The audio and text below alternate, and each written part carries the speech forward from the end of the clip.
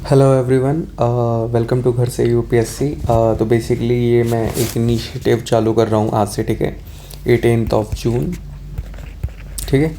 तो इसमें क्या करेंगे हम बेसिकली, जो द हिंदू के जो इम्पोर्टेंट आर्टिकल्स होते हैं, जो हमारी यूपीएससी पर्सपेक्टिव से थोड़े इम्पोर्टेंट होते हैं, मैं उनको यहाँ पे आपके साथ डिस्कस करूँगा। उसके बारे में मैं आपको थोड़ा बताऊँगा कि किस तरीके से उसको हम थोड़ा बेटर वे में और अच्छे से जान सकते हैं, या फिर मैं आपका यहाँ पे द हिंदू कवर करा दूंगा पूरा ही, ठीक है। अब जैसे कुछ लोग को टाइम नहीं मिल पाता है पढ़ने के लिए, या फिर मॉर्निंग में रूटीन बिजी होता है, या फिर वर्क जो लोग करते हैं, या फिर जिन लोग का ट्रैवल टाइप पे चला जाता है टाइम, तो उन लोगों के लिए बेसिकली मैं वीडियो बना रहा हूँ, ओके। तो जहाँ पे आपको मैं द हिंदू के जितने भी इंपॉर्टेंट आर्टिकल्स हैं, अभी तो मैंने सिर्फ द हिंदू स्टार्ट किया है, आगे चल के मैं इसमें down to earth, the Indian Express, Hindustan Times, जो भी बेसिकली इंपॉर्टेंट आर्टिकल्स होंगे किसी भी न्यूज़पेपर के, या फिर किसी भी मैगज़ीन के, योजना हो गए, कुरुक्षेत्र हो गए, या फिर पीआईबी के आर्टिकल्स हो गए, मैं उन सारी चीज़ों को इसमें इंक्लूड करूँगा, ओके। तो आज बेसिकली मैं आपको द हिंदू का रिलेटेड जो आर्टिकल्स हैं जो इंपॉर्टेंट है आज के 18th ऑफ जून से, मैं वो आपको दिखा देता हूँ। उसके बारे में हम पूरी बात करेंगे और उसके बारे में डिस्कशन करेंगे, ठीक है। तो एक बार मैं ओवर रिव्यू दे देता हूँ कौन कौन से आर्टिकल्स आए हैं। तो फ्रंट पेज पे सबसे पहला आर्टिकल जो होता है ये डिजिटल आई को लेकर के, डिजिटल आई प्रॉक्सी अटेंडेंस की, डिजिटल अभी जो अटेंडेंस है टीचर्स की वो डिजिटली लग रही है, ओके। तो उसकी वजह से जो प्रॉक्सी अटेंडेंस थी जो टीचर्स की, वो कहीं ना कहीं कम हो गई है। तो उसके रिगार्डिंग ये आर्टिकल था, बहुत अच्छा है, उसके रिगार्डिंग हम थोड़ी बात करेंगे। और एक ये छोटा सा ये युगांडा के बारे में, कि युगांडा के इसकी स्कूल में अटैक हुआ था, वहाँ पे 41 जो पीपल्स थे वो किल्ड हो गए थे स्टूडेंट। तो उसके बारे में थोड़ा युगांडा के बारे में देखें, उसकी लोकेशन एंड ऑल। तीसरी चीज़ एक है ये एसईसी, बंगाल में थोड़ा अभी ऑर्डर किया था कलकत्ता हाई कोर्ट ने आर्म फोर्सेस की एम्प्लॉयमेंट के लिए। तो उसके रिगार्डिंग हम यहाँ पे देखेंगे। एसईसी के बारे में हम देख लेंगे कि स्टेट इलेक्शन कमीशन क्या होता है, उसके बारे में थोड़ा जानेंगे। तीसरा चीज़ है ये कि वेलफेयर ग्लिचेस के बारे में थोड़ी बात की गई है। वैसे तो ये पॉलिटिकल आर्टिकल है, काम का नहीं था, लेकिन इसमें एक चीज़ जो बताई गई है वेलफेयरिज्म और फ्री बीज के बारे में, तो उसके बारे में हम थोड़ा डिस्कशन करेंगे। और फिर एक आर्टिकल था हीट वेव के बारे में। तो हीट वेव के बारे में हम थोड़ी चीज़ें डिस्कस करेंगे कि हीट वेव क्या थी। एक था एनआईए का आर्टिकल, कि एनआईए जो है अभी इंडियन एम्बेसी पे जो अटैक हुआ था यूएस और कनाडा में, तो उसमें हम देखेंगे कि उसके बारे में। एनआईए उतना कुछ इंपॉर्टेंट है नहीं, बेसिकली यहाँ पे एनआईए जो बॉडी है ये थोड़ी इंपॉर्टेंट है, तो इसके बारे में हम देख लेंगे। और जो अभी रेलवे का जो एक एक्सीडेंट हुआ था बालासोर वाला उड़ीसा का, तो उसके बारे में हम देखेंगे कि उसके बारे में, अभी जो रेलवे के बारे में कुछ कुछ चीज़ें हैं उसके बारे में हम जानेंगे कि रेलवे में क्या क्या इश्यूज़ हैं उसके लिए पर्सपेक्टिव से, ओके। G20 के लिए पीएम मोदी ने बताया अफ्रीका की यूनियन की मेंबरशिप के लिए उन्होंने प्रपोज़ किया, तो उस चीज़ के बारे में हम डिस्कशन करेंगे कि अफ्रीका का अभी कौन कौन से मेंबर है। G20 के बारे में थोड़ा जान लेंगे, और इंडिया की जो G20 प्रेसिडेंसी है उसके बारे में हम देखेंगे, ओके। और सेल्फ रिलायंस की बात की है राजनाथ सिंह ने, तो उसके बारे में हम बात करेंगे सेल्फ रिलायंस क्या है। वैसे तो ये डिफेंस सेक्टर का आर्टिकल है, लेकिन मैं आपको एक ओवरव्यू दे दूंगा सेल्फ रिलायंस के बारे में ऑल ओवर द पूरी इंडियन इकोनॉमी के लिए, ठीक है। मैं यहाँ सिर्फ इसको डिफेंस सेक्टर से रिलेट नहीं करूँगा, लेकिन इसको मैं एक पूरा आर्टिकल आपका जो है उसके अकॉर्डिंगली, पूरे इंडिया के अकॉर्डिंग वो मैं आपको बता दूंगा। फिर एक सूडान के बारे में एक इम्पॉर्टेंट आर्टिकल आया हुआ था, ऐसे कि वहाँ पे एयर स्ट्राइक की वजह से कुछ किलिंग्स हुई हैं वहाँ पे सूडान में, जो अभी चल रहा है वो आपको पता ही होगा, मिलिटेंट ग्रुप्स का सिविल वॉर जो है। तो उसके रिगार्डिंगली हम लोग देखेंगे सूडान के बारे में, थोड़ी हम देख लेंगे लोकेशंस एंड ऑल। फिर एक ही आर्टिकल है भुवनेश्वर को कूलर डेज वार्मर नाइट्स वाली, ये उतना इंपॉर्टेंट आर्टिकल नहीं था बट मैंने डाल दिया है, इसमें अगर टाइम बचेगा तो हम इसको भी देख लेंगे। और मंकी पॉक्स के बारे में बताया गया है एशिया पैसिफिक रीजन में, तो मंकी पॉक्स अभी न्यूज़ में भी था, इंडिया में भी, तो मंकी पॉक्स के बारे में थोड़ा सा देख लेंगे हम लोग। और कोरल बहुत इंपॉर्टेंट टॉपिक है, यूपीएससी का बहुत ज़्यादा फेवरेट है, और किसी भी स्टेट के लिए अगर आप प्रिपेयर कर रहे हो तो कोरल रीफ मतलब आज के टाइम पे इंपॉर्टेंट है, बहुत एक हॉट टॉपिक माना जाता है। तो कोरल रीफ्स के बारे में हम देख लेंगे, कोरल रीफ्स क्या हैं, उनकी एक्सटिंक्शंस के बारे में, ब्लीचिंग के बारे में, उसके बारे में थोड़ा हम पढ़ेंगे। लाइट पोल्यूशन एक कॉमन टॉपिक है, पहले भी आ चुका है न्यूज़ में, अभी भी है, और इसके पहले एक दो और रिपोर्ट्स आई थी, तो हम लाइट पोल्यूशन के बारे में देख लेंगे कि लाइट पोल्यूशन क्या है, किस तरीके से उसके बारे में डील करना है। एक डायबिटीज़ को लेकर के ये थोड़ा इंपॉर्टेंट आर्टिकल आया हुआ था, ज़्यादा चीज़ें इसमें है नहीं, कुछ उतना बताया नहीं, कुछ फैक्ट्स हैं, कुछ चीज़ें जो आपके मेंस में, आपके आंसर के इंट्रो में, या फिर आपके आंसर को सब्सटेंशिएट करने के लिए बहुत अच्छे से वर्क करेंगी, ठीक है। तो हम थोड़ा डायबिटीज़ के बारे में देख लेंगे। फिर एक अगला आर्टिकल था कोविन डेटा लीक को लेकर के, कि कोविन का भी जो डेटा लीक हुआ था उसके बारे में दिया हुआ, तो इसमें भी उन्होंने उतना कुछ स्टेटमेंट तो उतना बताया नहीं। बाकी एक आर्टिकल को हम देख लेंगे कि इस आर्टिकल में लिखा क्या था और क्या क्या चीज़ें बताई गई हैं, उसके बारे में हम थोड़ा पढ़ लेंगे। कुछ इंपॉर्टेंट टर्म्स बताई गई हैं वो हम देख लेंगे। एक आर्टिकल की इंडिया और यूएस के फ्यूचर टेक इनिशिएटिव के लिए अभी इन्होंने एक एग्रीमेंट साइन किया हुआ था, initiative on critical and emerging technology iCET. तो उसके बारे में हम देख लेंगे कि उसके प्रोविजंस क्या क्या हैं, उससे इंडिया और यूएस में क्या क्या हेल्प मिलेगी, उसके बारे में हम थोड़ी बात करेंगे। Banking on China India, sorry, ये AIIB का इसमें थोड़ा वो बताया गया है AIIB के बारे में, और चाइना सेंट्रिक जो AIIB है उसके बारे में, उसमें क्या क्या लूपहोल्स है वो चीज़ें बताएंगी। तो उतना हमारे काम का नहीं है, हमारे काम की जो थोड़ी सी चीज़ें वो मैंने साइड में लिख दी, वो मैं अभी आपसे डिस्कस करूँगा। जो कुछ स्पेसिफिक चीज़ें हैं जो प्रीलिम्स के लिए इंपॉर्टेंट है, कि अगर आपके पास थोड़ा आइडिया हो AIIB से उतना रिलेटेड, तब आप क्वेश्चन सॉल्व कर सको। ओके, तो वो चीज़ें हम इसके बारे में देख लेंगे। और फीसी एक बॉडी का जिक्र है कि क्या नाम है, जो प्रॉपर्टी ब्रोकर्स होते हैं उनकी स्किल्स के आपको रेट करने के लिए प्रॉपर फ्रेमवर्क होना चाहिए, उसके लिए फीसी और JLL की क्या नाम है गाइडलाइंस आई हुई हैं। तो हम यहाँ पे फीसी के बारे में थोड़ा एक डिस्कशन करेंगे। फीसी क्योंकि थोड़ा एक इंपॉर्टेंट टॉपिक हो जाता है यूपीएससी के लिए, यूपीएससी 3-4 बार पूछ चुकी है, तो इसलिए फीसी थोड़ा इंपॉर्टेंट है। ओके, फिर एक है सेक्रेड स्पेशीज नाम का ये टॉपिक। भी टॉपिक तो वैसे ऐसे ही दे रखा था कि थोड़ी सेक्रेड स्पेशीज के बारे में, कि ट्राइबल्स कम्युनिटीज़ के लिए नेचर के रिलेटेड, लेकिन इसको मैंने थोड़ा और इम्पॉर्टेंट बनाया है। कैसे बनाया है, इसमें मैंने जो एक टॉपिक होता है कि इंडिजीनियस पीपल जो होते हैं उनका इन्वायरमेंट कंजर्वेशन में क्या रोल होता है। ये एक यूपीएससी का I think previous year question आ चुका है क्या, या फिर ये मैंने कहीं पर पढ़ा था, बहुत अच्छा क्वेश्चन था ये, तो उसके रिलेटेड मैंने ये टॉपिक उठाया था।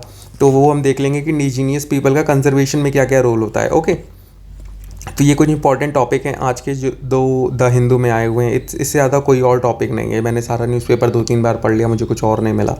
ठीक है, तो इतने टॉपिक हैं, इसके बारे में हम थोड़ा देखते हैं। तो सबसे पहला टॉपिक ये जो था कि आई डिटरेंस प्रॉक्सी अटेंडेंस की डिजिटल टेक्नोलॉजी की हेल्प की वजह से अभी जो प्रॉक्सी अटेंडेंस है वो कहीं ना कहीं कम हो गई है। तो इसमें इस आर्टिकल में इन्होंने बेसिकली तो मेघालय के बारे में बताया है, ईस्ट जयंतिया स्कूल के बारे में, वहाँ पर कि कैसे अगर डिजिटल टेक्नोलॉजी डिजिटल अटेंडेंस की वजह से जो टीचर्स से जो कभी नहीं आते थे अपनी जगह किसी और को भेज देते थे, या साइड में वो अपना बिजनेस करते थे या फिर कुछ भी करते थे, तो वो जो एक सिनेरियो था कि एब्सेंटिज़म की, जो एब्सेंट टीचर्स होते थे, ठीक है, वो चीज़ कहीं ना कहीं अब थोड़ी मिस हो गई है। कि क्या नाम है, जो प्रॉक्सी टीचर्स आने लग रहे थे वो कहीं ना कहीं वो चीज़ें ख़त्म हो गई हैं, और कहीं ना कहीं जो टीचर्स हैं वापस वो बैक ऑन द रूट आ गए हैं। जो टीचर्स कभी दिखते नहीं थे वो टीचर्स भी अब स्कूल्स में दिखने लगे हैं।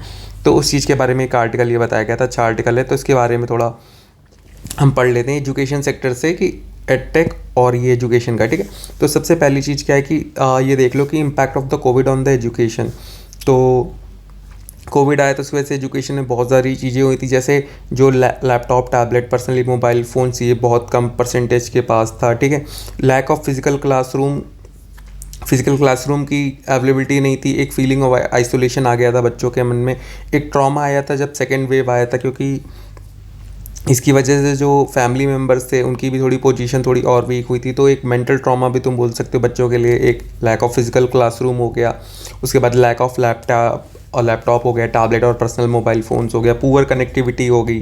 ठीक है, ये चीज़ें हो गई। इसके बाद एजुकेशनल इंस्टीट्यूशन और जो टीचर्स थे और जो इंस्टीट्यूशन थे एजुकेशनल, वो भी अभी तैयार नहीं थे इसलिए कि इतनी जल्दी चीज़ों को अडॉप्ट करने के लिए। ठीक है, तो उन लोगों को भी प्रॉब्लम हो रही थी, नॉट ईज़ में थे वो, कि उतना उनके लिए कंफर्टेबल नहीं था कि तुरंत स्विच हो जाना एक न्यू मोड पे। ओके, उसके बाद पेरेंट्स को भी फेस कर रहे थे डिफ़िकल्टी ऑनलाइन एजुकेशन को लेकर के, साथ में उनकी हाउस होल्ड रिस्पॉन्सिबिलिटीज़ भी थी, और साथ में एजुकेशन रिस्पॉन्सिबिलिटीज़ भी हो गई थी क्योंकि बच्चे घर पे थे, तो ये प्रॉब्लम भी आई थी। और बहुत सारे ऐसे सब्जेक्ट हैं जिसमें प्रैक्टिकल और फिजिकल टीचिंग होती है, जैसे beauty, culture, fashion designing, tailoring, office management, tourism, travel. तो इन चीज़ों में भी जो इसमें फ़िज़िकल और प्रैक्टिकल नॉलेज की ज़रूरत होती है, ऐसे सब्जेक्ट्स में मतलब इफ़िशियंसी जो थी वो बहुत ज़्यादा रिड्यूस हो गई थी। ओके, अब चैलेंजेस क्या क्या हैं आज के टाइम पे। ई लर्निंग के बारे में बात करें तो ई लर्निंग जो है आज के टाइम पे वो उतनी इफेक्टिवनेस नहीं है जितना कि एज़ कंपैरिजन टू फिज़िकल जो एजुकेशन या प्रैक्टिकल एजुकेशन जो क्लासरूम एजुकेशन होती है। तो जो ई लर्निंग की जो इफेक्टिवनेस है वो बहुत कम है as comparison to physical education. और अवेलेबिलिटी, और उसका रीज़न क्या है, क्योंकि अवेलेबिलिटी और अफोर्डेबिलिटी ये दोनों कहीं ना कहीं एक बैरियर पोस्ट करते हैं उसकी इफ़िशियंसी के लिए, क्योंकि जो ई लर्निंग है वो कहीं ना कहीं उसके लिए आपको मोबाइल फ़ोन्स होने चाहिए, आपके पास इंटरनेट होना चाहिए, आपके पास कनेक्टिविटी होनी चाहिए, आप उसको अफोर्ड कर पाओ, तो वो चीज़ें कहीं ना कहीं थोड़ी मिसिंग है। Longer exposure to the internet में create impediment to the development of thinking process in the younger generation. आज के टाइम पे बहुत सारे मोबाइल बच्चे जो हैं वो मोबाइल फ़ोन बहुत ज़्यादा यूज़ करने लगे हैं, तो कहीं ना कहीं उनका जो एक एक्सपोजर है इंटरनेट का वो कहीं ना कहीं बहुत ज़्यादा इंक्रीज़ होते जा रहा है, जिसकी वजह से वो लोग उस तरीके से पढ़ाई में उतनी इफिशिएंसी नहीं ला पा रहे हैं जितनी आनी चाहिए, तो उनकी जो क्रिटिकल थिंकिंग की हैबिट है वो कहीं ना कहीं कम होती जा रही है। जैसे आज के टाइम पे आंसर चाहिए, तो यहाँ पे आप एग्जांपल में डाल सकते हो कि चैट बॉट का की, या फिर आप इसका डाल सकते हो ना चैट एआई जो अभी चल रहा है चैट जीपीटी, तो कहीं ना कहीं किसी को आंसर चाहिए तो चैट जीपीटी पे जाके अपने क्वेश्चन डाल के अपने आंसर से वो फाउंड कर लेता है, या गूगल से उसको कुछ चाहिए तुरंत निकाल लेता है। तो एक क्रिटिकल थिंकिंग जो होती है वो बच्चों की कहीं ना कहीं मिसिंग होती जा रही है, और जो लर्निंग आउटकम आ रहे हैं ऑनलाइन एजुकेशन के वो भी नहीं है एज़ कम्पेयर टू जो पहले वाली जो एजुकेशन थी। ड्रॉप आउट प्रॉब्लम बहुत ज़्यादा बढ़ गई है बच्चों की, क्योंकि वर्चुअल क्लास होती है तो बच्चे वर्चुअल क्लास उतनी लेते नहीं हैं, तो उसके बाद फिर बच्चों का क्या है कि या फिर क्लास ले लिए तो प्रॉक्सी वो हो रही है उसमें कि उन्होंने कर दिया जूम मीटिंग में, जैसे आपको पता ही होगा कि ऑन ऑफ करते हो। इसमें एग्जांपल्स आप डाल सकते हो कि ड्रॉप आउट जो है बहुत बड़ी प्रॉब्लम हो रही है, और वैक्सीनेशन वाली है तो हटा दो आप पॉइंट, ठीक है। अब सजेशंस क्या क्या हैं कि किस तरीके से हम इम्प्रूव कर सकते हैं, तो क्वालिटी ऑनलाइन एजुकेशन होनी चाहिए, कि क्वालिटी होनी चाहिए कि यहाँ पे जो यंग माइंड है उनके पास उनको पूरी एक टीचिंग कम्युनिटी के साथ मिल करके एक पूरे प्लान होना चाहिए कि जो चैलेंजेस हैं उनको कैसे फेस करें, उनको मैकेनिकली और साथ में इमोशनली दोनों चीज़ें होनी चाहिए। एक लॉजिकल फ्रेमवर्क होना चाहिए रीजनिंग के लिए, ताकि यंग माइंड्स के जो डेवलपमेंट है स्टेजेस में उसको हम अच्छे से उस चीज़ को कैटर कर सकें। फिर फिज़िकल स्कूलिंग होनी चाहिए कि जो क्या नाम मेन जो फिज़िकल एजुकेशन होना चाहिए बच्चों का फिज़िकल स्कूल में, उनको जो उनकी एक अटेंडेंस होनी चाहिए और साथ में स्कूल एजुकेशन होनी चाहिए। उसके लिए क्या नाम है जो स्कूल इंफ्रा है उसको यूटिलाइजेशन अच्छे से होना चाहिए, और जो फैसिलिटीज़ हैं और ज़्यादा उसमें इन्वेस्टमेंट होनी चाहिए, और क्लासरूम टीचिंग्स होनी चाहिए। हाँ ठीक है। और न्यू कंटेंट जनरेशन, अभी जो नई जो क्या नाम है सब्जेक्ट्स हैं उनके लिए क्या नाम है हमें न्यू कंटेंट चाहिए होगा, क्योंकि जो क्लासरूम है ठीक है, क्लासरूम टीचिंग के लिए आप देखोगे तो उसमें एक टीचर जाकर के खुद पढ़ाता था, बट द थिंग जब आप एक ऑनलाइन में आ गए तो ऑनलाइन के लिए आपको पूरा एक कंटेंट जनरेट करना पड़ेगा, पीडीएफ बनानी पड़ेगी, पीपीटी बनानी पड़ेगी, उसके अकॉर्डिंगली वर्चुअल एक वीडियो उसके थ्रू पढ़ाना पड़ेगा। तो उन चीज़ के लिए एक नया कंटेंट आपको जनरेट करना पड़ेगा, कि ऐसा कंटेंट हो जो खुद में सेल्फ एक्सप्लेनेटरी हो, कि जहाँ पे अगर किसी को समझ ना आए तो वो भी समझ सके, और एक बच्चा जिसका हाईएस्ट आईक्यू हो और साथ में एक लोवेस्ट आईक्यू हो, वो उन दोनों के लिए वो चीज़ सेम कैटर करे। ऐसा नहीं कि जो अच्छा बच्चा है वो तो पढ़ के समझ लेगा, लेकिन जो जिसका बच्चा मतलब जो बच्चा ऐसा है जो थोड़ा पढ़ाई में लो है या फिर उसका आईक्यू थोड़ा लो है, तो उनके लिए क्या नाम है वो चीज़ उसके लिए भी एग्जैक्ट सेम वर्क करे, ठीक है। तो उस चीज़ के लिए हमें एक ऐसा कंटेंट बनाना पड़ेगा, बेस्ट बुक्स बनानी पड़ेंगी, या फिर एक ऐसा मेथड डेवलप करना पड़ेगा एआई का यूज़ करके, या फिर काफ़ी सारी चीज़ें हैं, ठीक है। तो उन चीज़ों को यूज़ करके हम कर सकते हैं। और विल बी टीचर ने pressure to join the campaign save school education. हाँ, इवैल्यूएशन सिस्टम, जो हमारा इवैल्यूएशन सिस्टम है उसको हमें थोड़ा इम्प्रूव करना हो चाहिए, कि कैपेसिटी जो हमारी एनालिसिस की है और जो क्वेश्चन जो फ्रेम किए जाते हैं वो कुछ इस तरीके से होने चाहिए कि जो बच्चे हैं वो अपना माइंड को यूज़ करें उन आंसर को क्वेश्चन करने में, उन क्वेश्चंस के आंसर करने में अपने माइंड से उनका मैक्सिमम यूज़ होना चाहिए, ठीक है। जो क्वेश्चंस होंगे वो बच्चों की लॉजिकल रीजनिंग के लिए, जो लॉजिकल रीजनिंग का एक जो प्रोसेस होता है उसमें कहीं ना कहीं बहुत ज़्यादा हेल्प करेंगे। तो इस चीज़ के लिए जो इवैल्यूएशन सिस्टम है उसको हमें थोड़ा रिवैम्प करना होगा। और गवर्नमेंट के कुछ इनिशिएटिव हैं जो हमारे एजुकेशन सेक्टर को बूस्ट करते हैं, जैसे पीएम ई विद्या है, मल्टी मॉडल एक्सेस एजुकेशन के लिए किया गया, दीक्षा प्लेटफॉर्म इनिशिएट किया गया था one nation one digital platform के लिए, कि क्वालिटी कंटेंट स्कूल एजुकेशन के लिए, ठीक है। तो दीक्षा प्लेटफॉर्म हो गया, पीएम ई विद्या हो गया, वन क्लासरूम वन चैनल, ये एक डेडिकेटेड टीवी चैनल बनाया गया था हर एक क्लासरूम के लिए फ्रॉम क्लास 1 टू क्लास 12, जिसके लिए हर एक क्लास के लिए एक एक टीवी चैनल होगा जहाँ पे उन बच्चों के लिए सब्जेक्ट वाइज क्लासेस चलेंगी। और ईपीजी पाठशाला चलाता है ministry of human resource and development का, ताकि ई कंटेंट बनाने के लिए स्टडीज़ के लिए, जहाँ पे ई कंटेंट पूरा अपलोड कर दिया जाएगा और आपको जो बुक चाहिए, जो मटेरियल चाहिए, वहाँ से आप उसको डाउनलोड कर सकते हो या फिर ऑनलाइन वहाँ पे आप पढ़ सकते हो। उसे क्या कहते हैं, EPG पाठशाला। फिर एक नीट था कि क्या नाम, एम्स ने क्या नाम है किया था कि ये नीट एक प्रोग्राम डेवलप किया गया था जो आर्टिफिशियल इंटेलिजेंस का यूज़ करेगा ताकि हम ज़्यादा पर्सनलाइज और कस्टमाइज क्या नाम है एजुकेशन बना सकें as per the personal needs of the student. की एक बच्चा है जिसको अगर वो बहुत अच्छा है पढ़ाई में तो उसको और आगे की चीज़ें डेवलप की जाए, और एक बच्चा जो जिसका थोड़ा अगर पढ़ाई में लो है तो उसके जो बेसिक चीज़ें हैं ना, जो बेसिक उसका किसी भी सब्जेक्ट का एक जो बेसिक कोर होता है वो चीज़ उसको पहले क्लियर की जाए, फिर उसको आगे के स्टेप्स में भेजा जाए। एक स्वयं पोर्टल लाया गया था ऑनलाइन स्कूल और एजुकेशन के लिए, IIT pale for the preparation of IIT और नीट के लिए।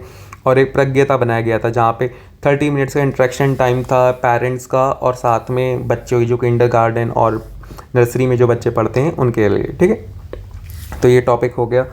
दूसरे टॉपिक पे आ जाते हैं, युगांडा। हाँ, तो युगांडा की एक लोकेशन आप लोग देख लो कि युगांडा कहाँ कहाँ पे है।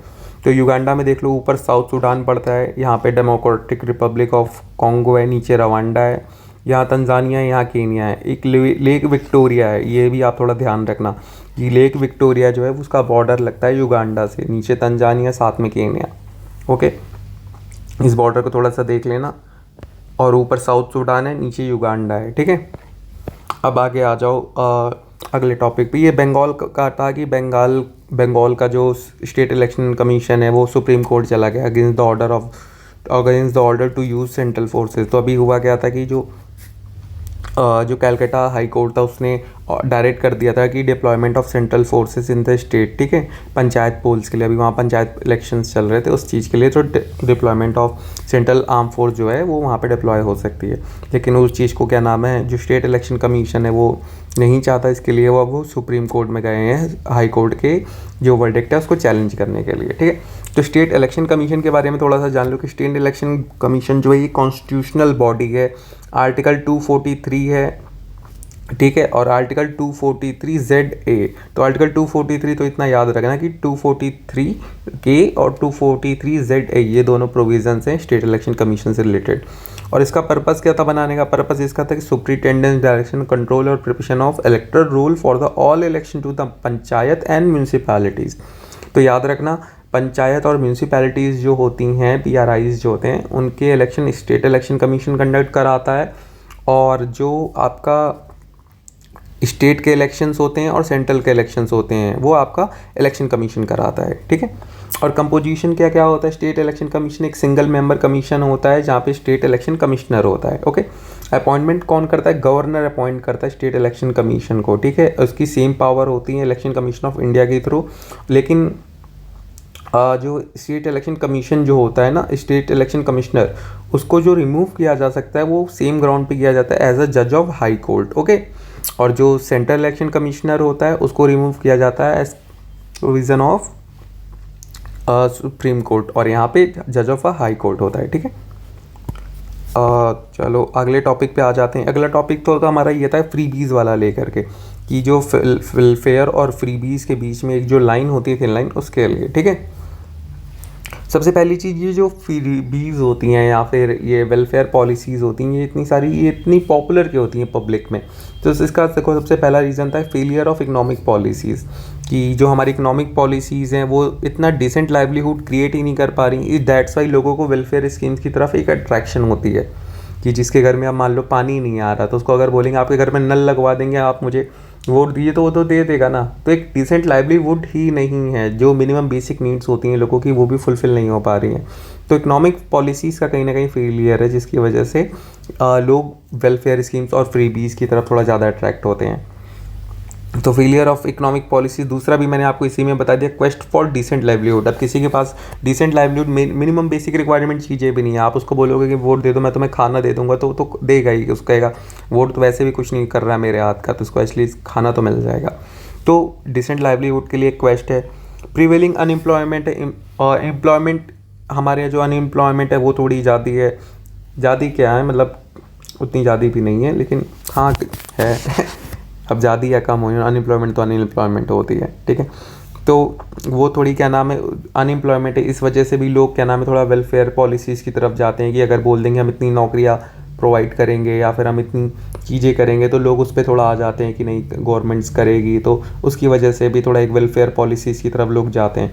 और इंक्रीजिंग कॉस्ट ऑफ लिविंग है, क्योंकि कॉस्ट ऑफ लिविंग इंक्रीज़ हो रहा है, इन्फ्लेशन बढ़ रही है, लेकिन जो इनकम है लोगों की वो कहीं ना कहीं स्टैगनेंट रह जा रही है। तो इसकी वजह से कहीं ना कहीं जो मार्जिनल सेक्शन के जो लोग हैं उनकी ग्रोथ कहीं ना कहीं उतनी ज़्यादा नहीं हो पाई है पोस्ट 1991 रिफॉर्म्स जो हुए थे। ठीक है, जो मार्जिनल सेक्शन में कौन है, जैसे माइनॉरिटीज़ को ले लो या फिर जो lower section of the society है, ओके, तो उनका कहीं ना कहीं वो ज़्यादा से सफ़र करते हैं, इसलिए वो थोड़ा फ्रीबीज की तरफ अट्रैक्ट होते हैं। इंक्रीज कंज्यूमरिज्म, आज के टाइम पे कि जो लोग हैं ना थिंग्स से बहुत ज़्यादा स्पेंड करते हैं, तो एक मटेरियलिस्टिक दुनिया आ गई है कि जैसे सेल फोन्स, डेटा पैक्स, ये सारी चीज़ें हो गई। तो कहीं ना कहीं लोगों को एक लग्जरी चाहिए होती चीज़ों को आज देखने के बाद, तो उन चीज़ों की वजह से थोड़े कंज्यूमरिज्म की भी हैबिट लोगों में बढ़ गई है। तो उन कंज्यूमरिज्म को भी लेकर के आप डाल सकते हो कि वेलफेयर पॉलिसीज़ हो, क्या नाम है, थोड़ा जो फ्रीबीज़ का या फिर वेलफेयर पॉलिसीज़ का जो कल्चर है वो इंक्रीज़ कर रहा है। अब फ्रीबीज़ और पब्लिक वेलफेयर में डिफरेंस क्या होता है। फ्रीबीज़ जो होती हैं वो वोटर्स को ल्यूर करने के लिए की जाती हैं, मतलब उन लोगों वोटर्स को अट्रैक्ट करने के लिए की जाती हैं। और यहाँ पे वोटर की जो ग्रीडीनेस आ जाती है, जब वोटर लालच में आ जाता है, इसकी वजह से एक गुड लीडर चूज़ नहीं कर पाता है, क्योंकि तब आप फ्रीबी के चक्कर में जाते हो।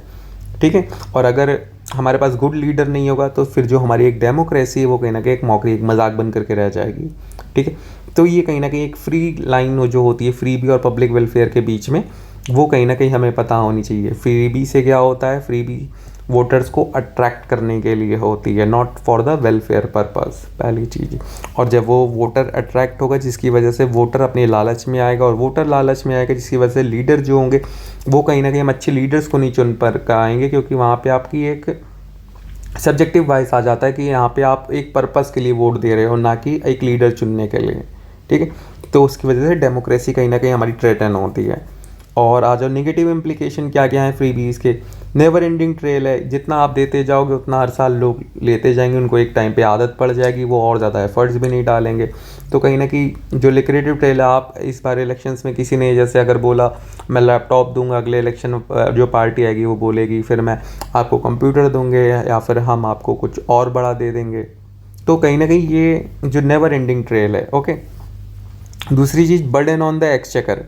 एक्सचेकर पे क्या है, बर्डन आ जाता है, क्योंकि आप पैसा दे रहे हो तो कहीं ना कहीं जाएगा, उसकी अपॉर्चुनिटी कॉस्ट कहीं ना कहीं तो शिफ्ट होगी ना, तो वो तो पब्लिक पे शिफ्ट हो जाएगी अपॉर्चुनिटी कॉस्ट। लेकिन जो जो पैसा, आप देखो टैक्स पेयर कितने कम है हमारे इंडिया में, तो वो टैक्स जो रेशियो हमारा अप्रॉक्सीमेटली 10% के अप्रॉक्स है, 10 to 11%। तो वो बर्डन कहीं ना कहीं उन टैक्स पेयर पे ही शिफ्ट हो रहा है ना, कि अब वो पैसा कैपिटल एक्सपेंडिचर पे होना चाहिए या फिर कहीं और होना चाहिए, वो आप फ्रीबीज कल्चर में जा रहा है। तो एक बर्डन एक्सचेकर के ऊपर एक एक्स्ट्रा बर्डन आ जा रहा है वेलफेयरिज्म का। ठीक है, जहाँ पे अगर उसको कैपेक्स करना था, कैपिटल एक्सपेंडिचर में अगर उसको इन्वेस्ट करनी तो उसकी जगह उसको आपको वेलफेयर में डालना पड़ता है।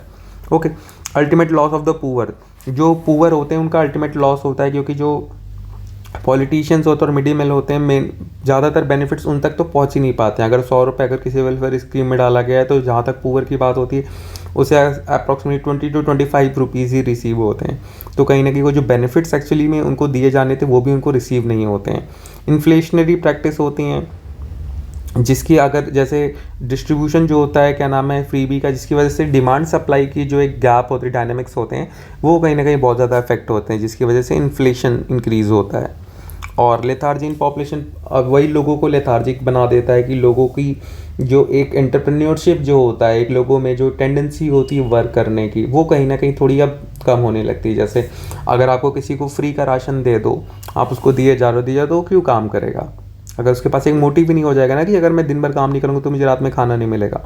तो कहीं ना कहीं एक लेथार्जिक आ जाती है लोगों के अंदर की वो कहीं ना कहीं काम करना बंद कर देते हैं कि उन चीज़ों के लिए जब वो चीज़ें फ्री में मिली। अब जैसे दिल्ली में अगर आप देख लो, अगर किसी को इलेक्ट्रिसिटी मिल रही है तो क्या करेगा कि चलो इलेक्ट्रिसिटी तो आ ही रही है, तो इलेक्ट्रिसिटी का फ्री में वेस्ट भी करेगा वो, चाहे लाइट चालू है तो चलिए रहने तो कोई नहीं, फ्री में ही तो आ रही है। तो वो कहीं ना कहीं लोगों के अंदर एक जो बिहेवियरल चेंज होते हैं ना, वो भी कहीं ना कहीं देखे जाते हैं। इसको भी आप ऐड ऑन कर सकते हो इस पॉइंट में।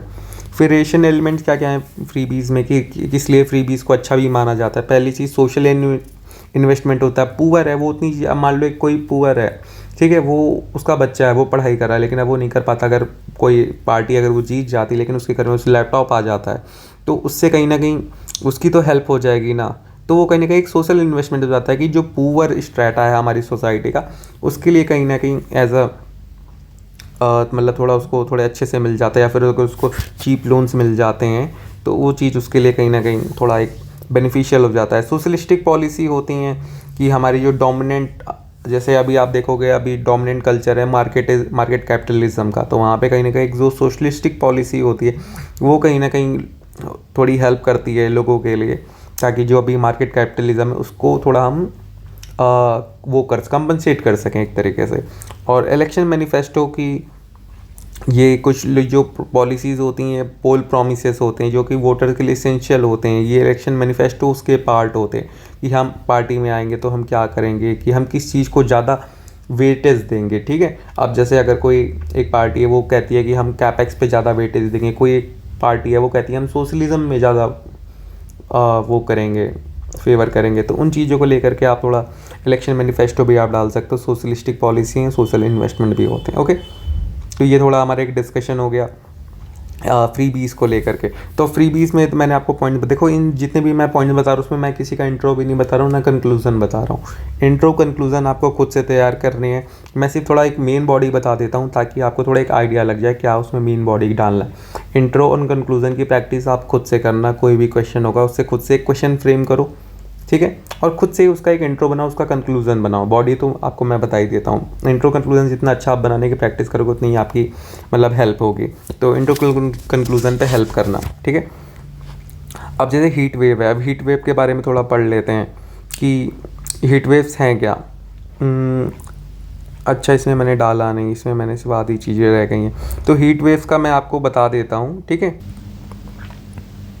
यस, तो हीट वेव के लिए क्राइटेरिया क्या होता है डिक्लेयर करने का, तो मैं आपको बता देता हूँ। या तो हीट वेव जो होती है उसको नॉर्मल माना जाता है कि तभी मतलब कंसीडर किया जाएगा जब टेम्परेचर जो प्लेन्स पे एटलीस्ट 40 डिग्री हो जाए और 30 डिग्री हिली रीजन्स पे हो जाए। तो इसको थोड़ा याद रखना कि 40 डिग्री जो वो प्लेन्स पे और 30 डिग्री जो है हिली रीजन पे है, ठीक है। और अगर जो नॉर्मल टेम्परेचर है किसी भी स्टेशन का, अगर वो लेस देन और इक्वल टू 40 डिग्री है, या फिर अगर वहाँ पे इंक्रीज़ होता है 5 to 6 डिग्री का फ्रॉम द नॉर्मल टेम्परेचर का, तो इसे हम हीट वेव कंडीशन कहेंगे, ठीक है।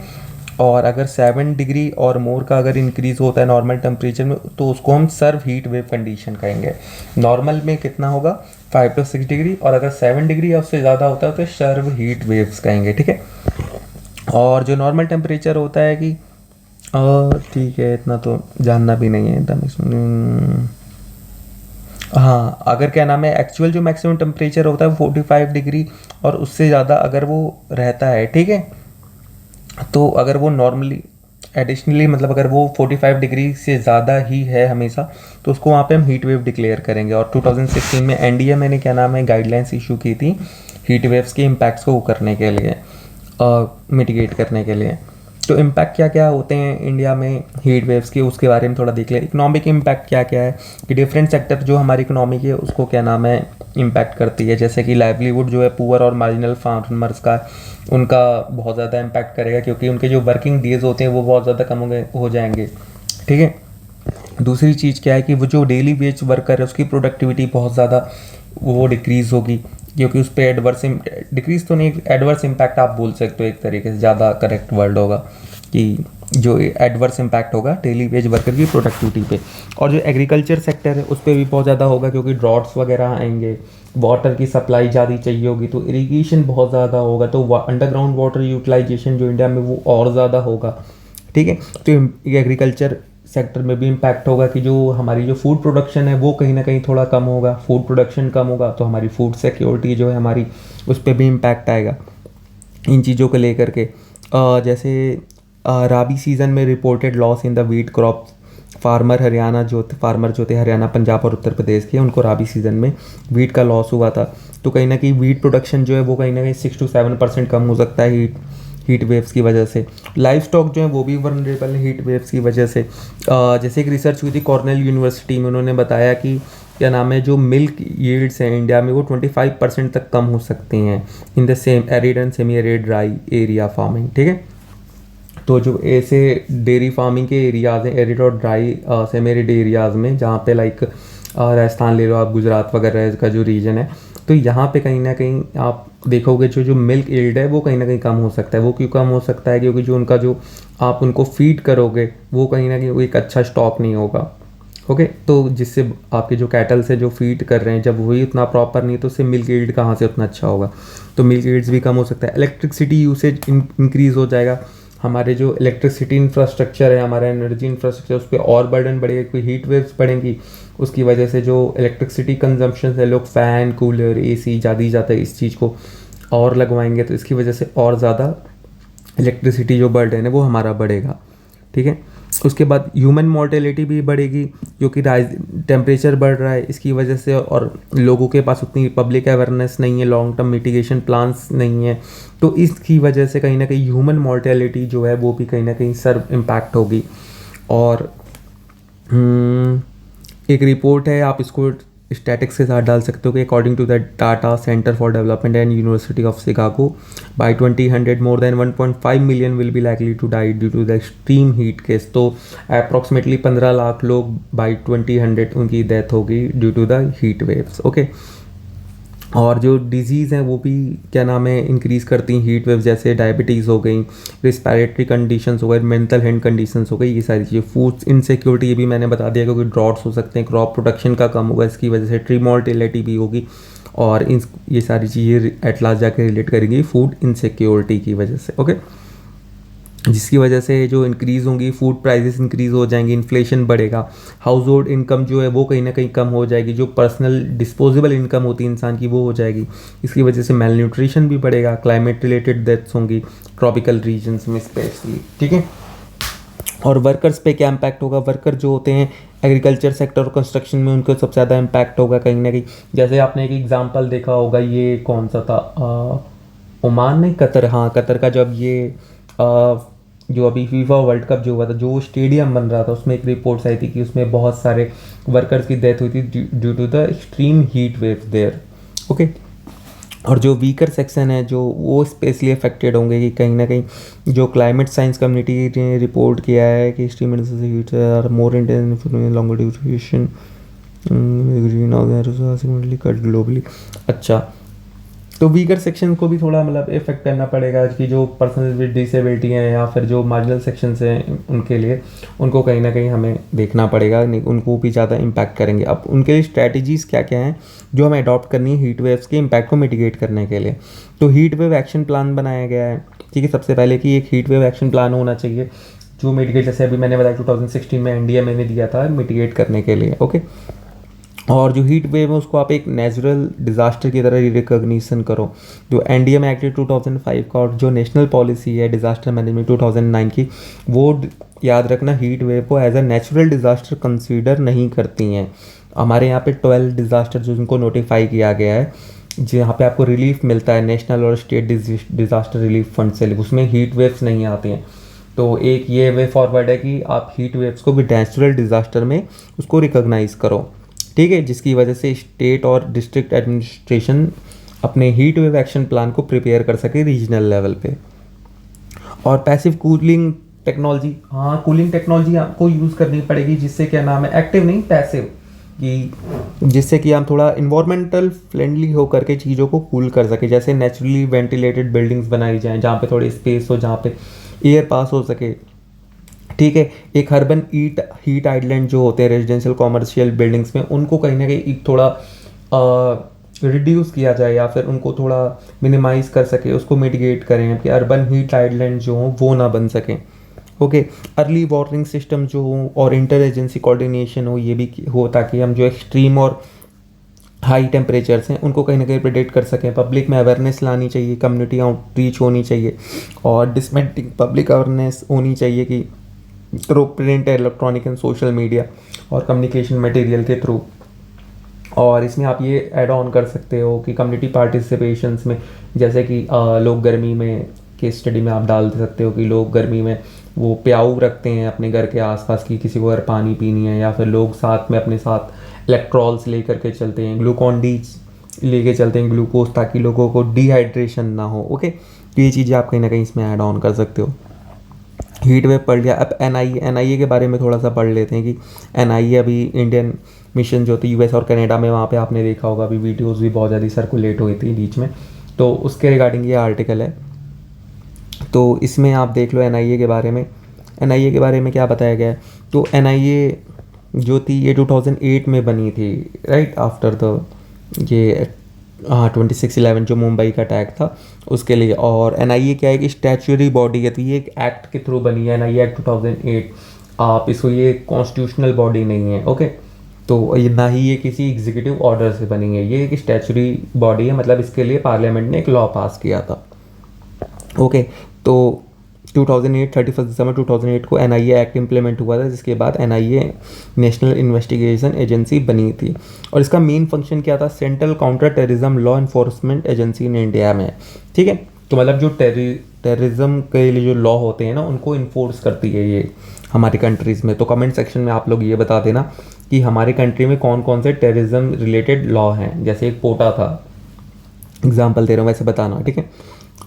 और जैसे स्टैच्यूरी बॉडी है, स्टैच्यूरी बॉडी है किसके अंडर में आती है, ministry of home affairs, okay. और विज़न क्या है, matching the best international standard, counter करना है टेररिज्म को और नेशनल सिक्योरिटी से रिलेटेड ये काम करेगी, ओके। और investigation rank of inspector by district general appoint by the central government. हाँ, ये थोड़ा याद कर लेना, ये थोड़ा इंपॉर्टेंट हो सकता है कि किसी वनडे एग्जामिनेशन में पूछ सकते हैं ये कि डायरेक्टर की जो एनआईए को हेड कौन करता है। तो एनआईए को हेड करता है डायरेक्टर जनरल और उसको अपॉइंट करती है सेंट्रल गवर्नमेंट। स्पेशल कोर्ट, ये थोड़ा है कि स्पेशल कोर्ट के प्रोविजंस दिए गए हैं शेड्यूल्ड ऑफेंसेस के, ठीक है, एनआईए एक्ट में। तो एक स्पेशल कोर्ट बनाया जाएगा स्पेशल के लिए, जहाँ पे एक जज होगा जिसको सेंट्रल गवर्नमेंट अपॉइंट करेगी on the recommendation of chief justice of the high court. तो एक एनआईए का जो स्पेशल कोर्ट बनेगा, उसका जो जज होगा उसको अपॉइंट तो सेंट्रल गवर्नमेंट करेगी, लेकिन उसको रिकमेंड कौन करेगा, उसको रिकमेंड करेगा chief justice of the high court. और सेंट्रल गवर्नमेंट चाहे तो एक एडिशनल जज और रख सकती है उस स्पेशल कोर्ट में on the recommendation of the chief justice of the high court.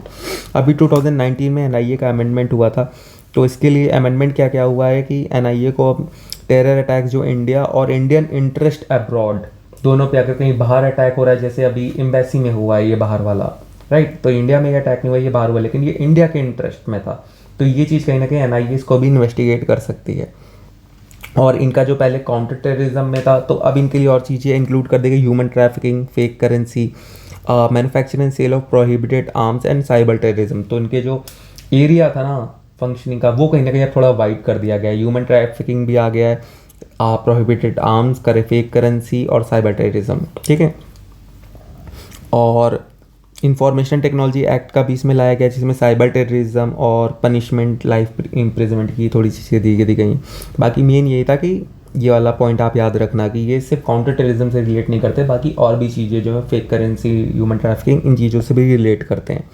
Challenges क्या क्या हैं, legal provisions, there is no enabling provision in legal system in power dominant expert to be formula part of the evidence gathering team in the charges to the evidence tampering in case of dominant expertise involved the criminal procedure authorized only police to collect evidence।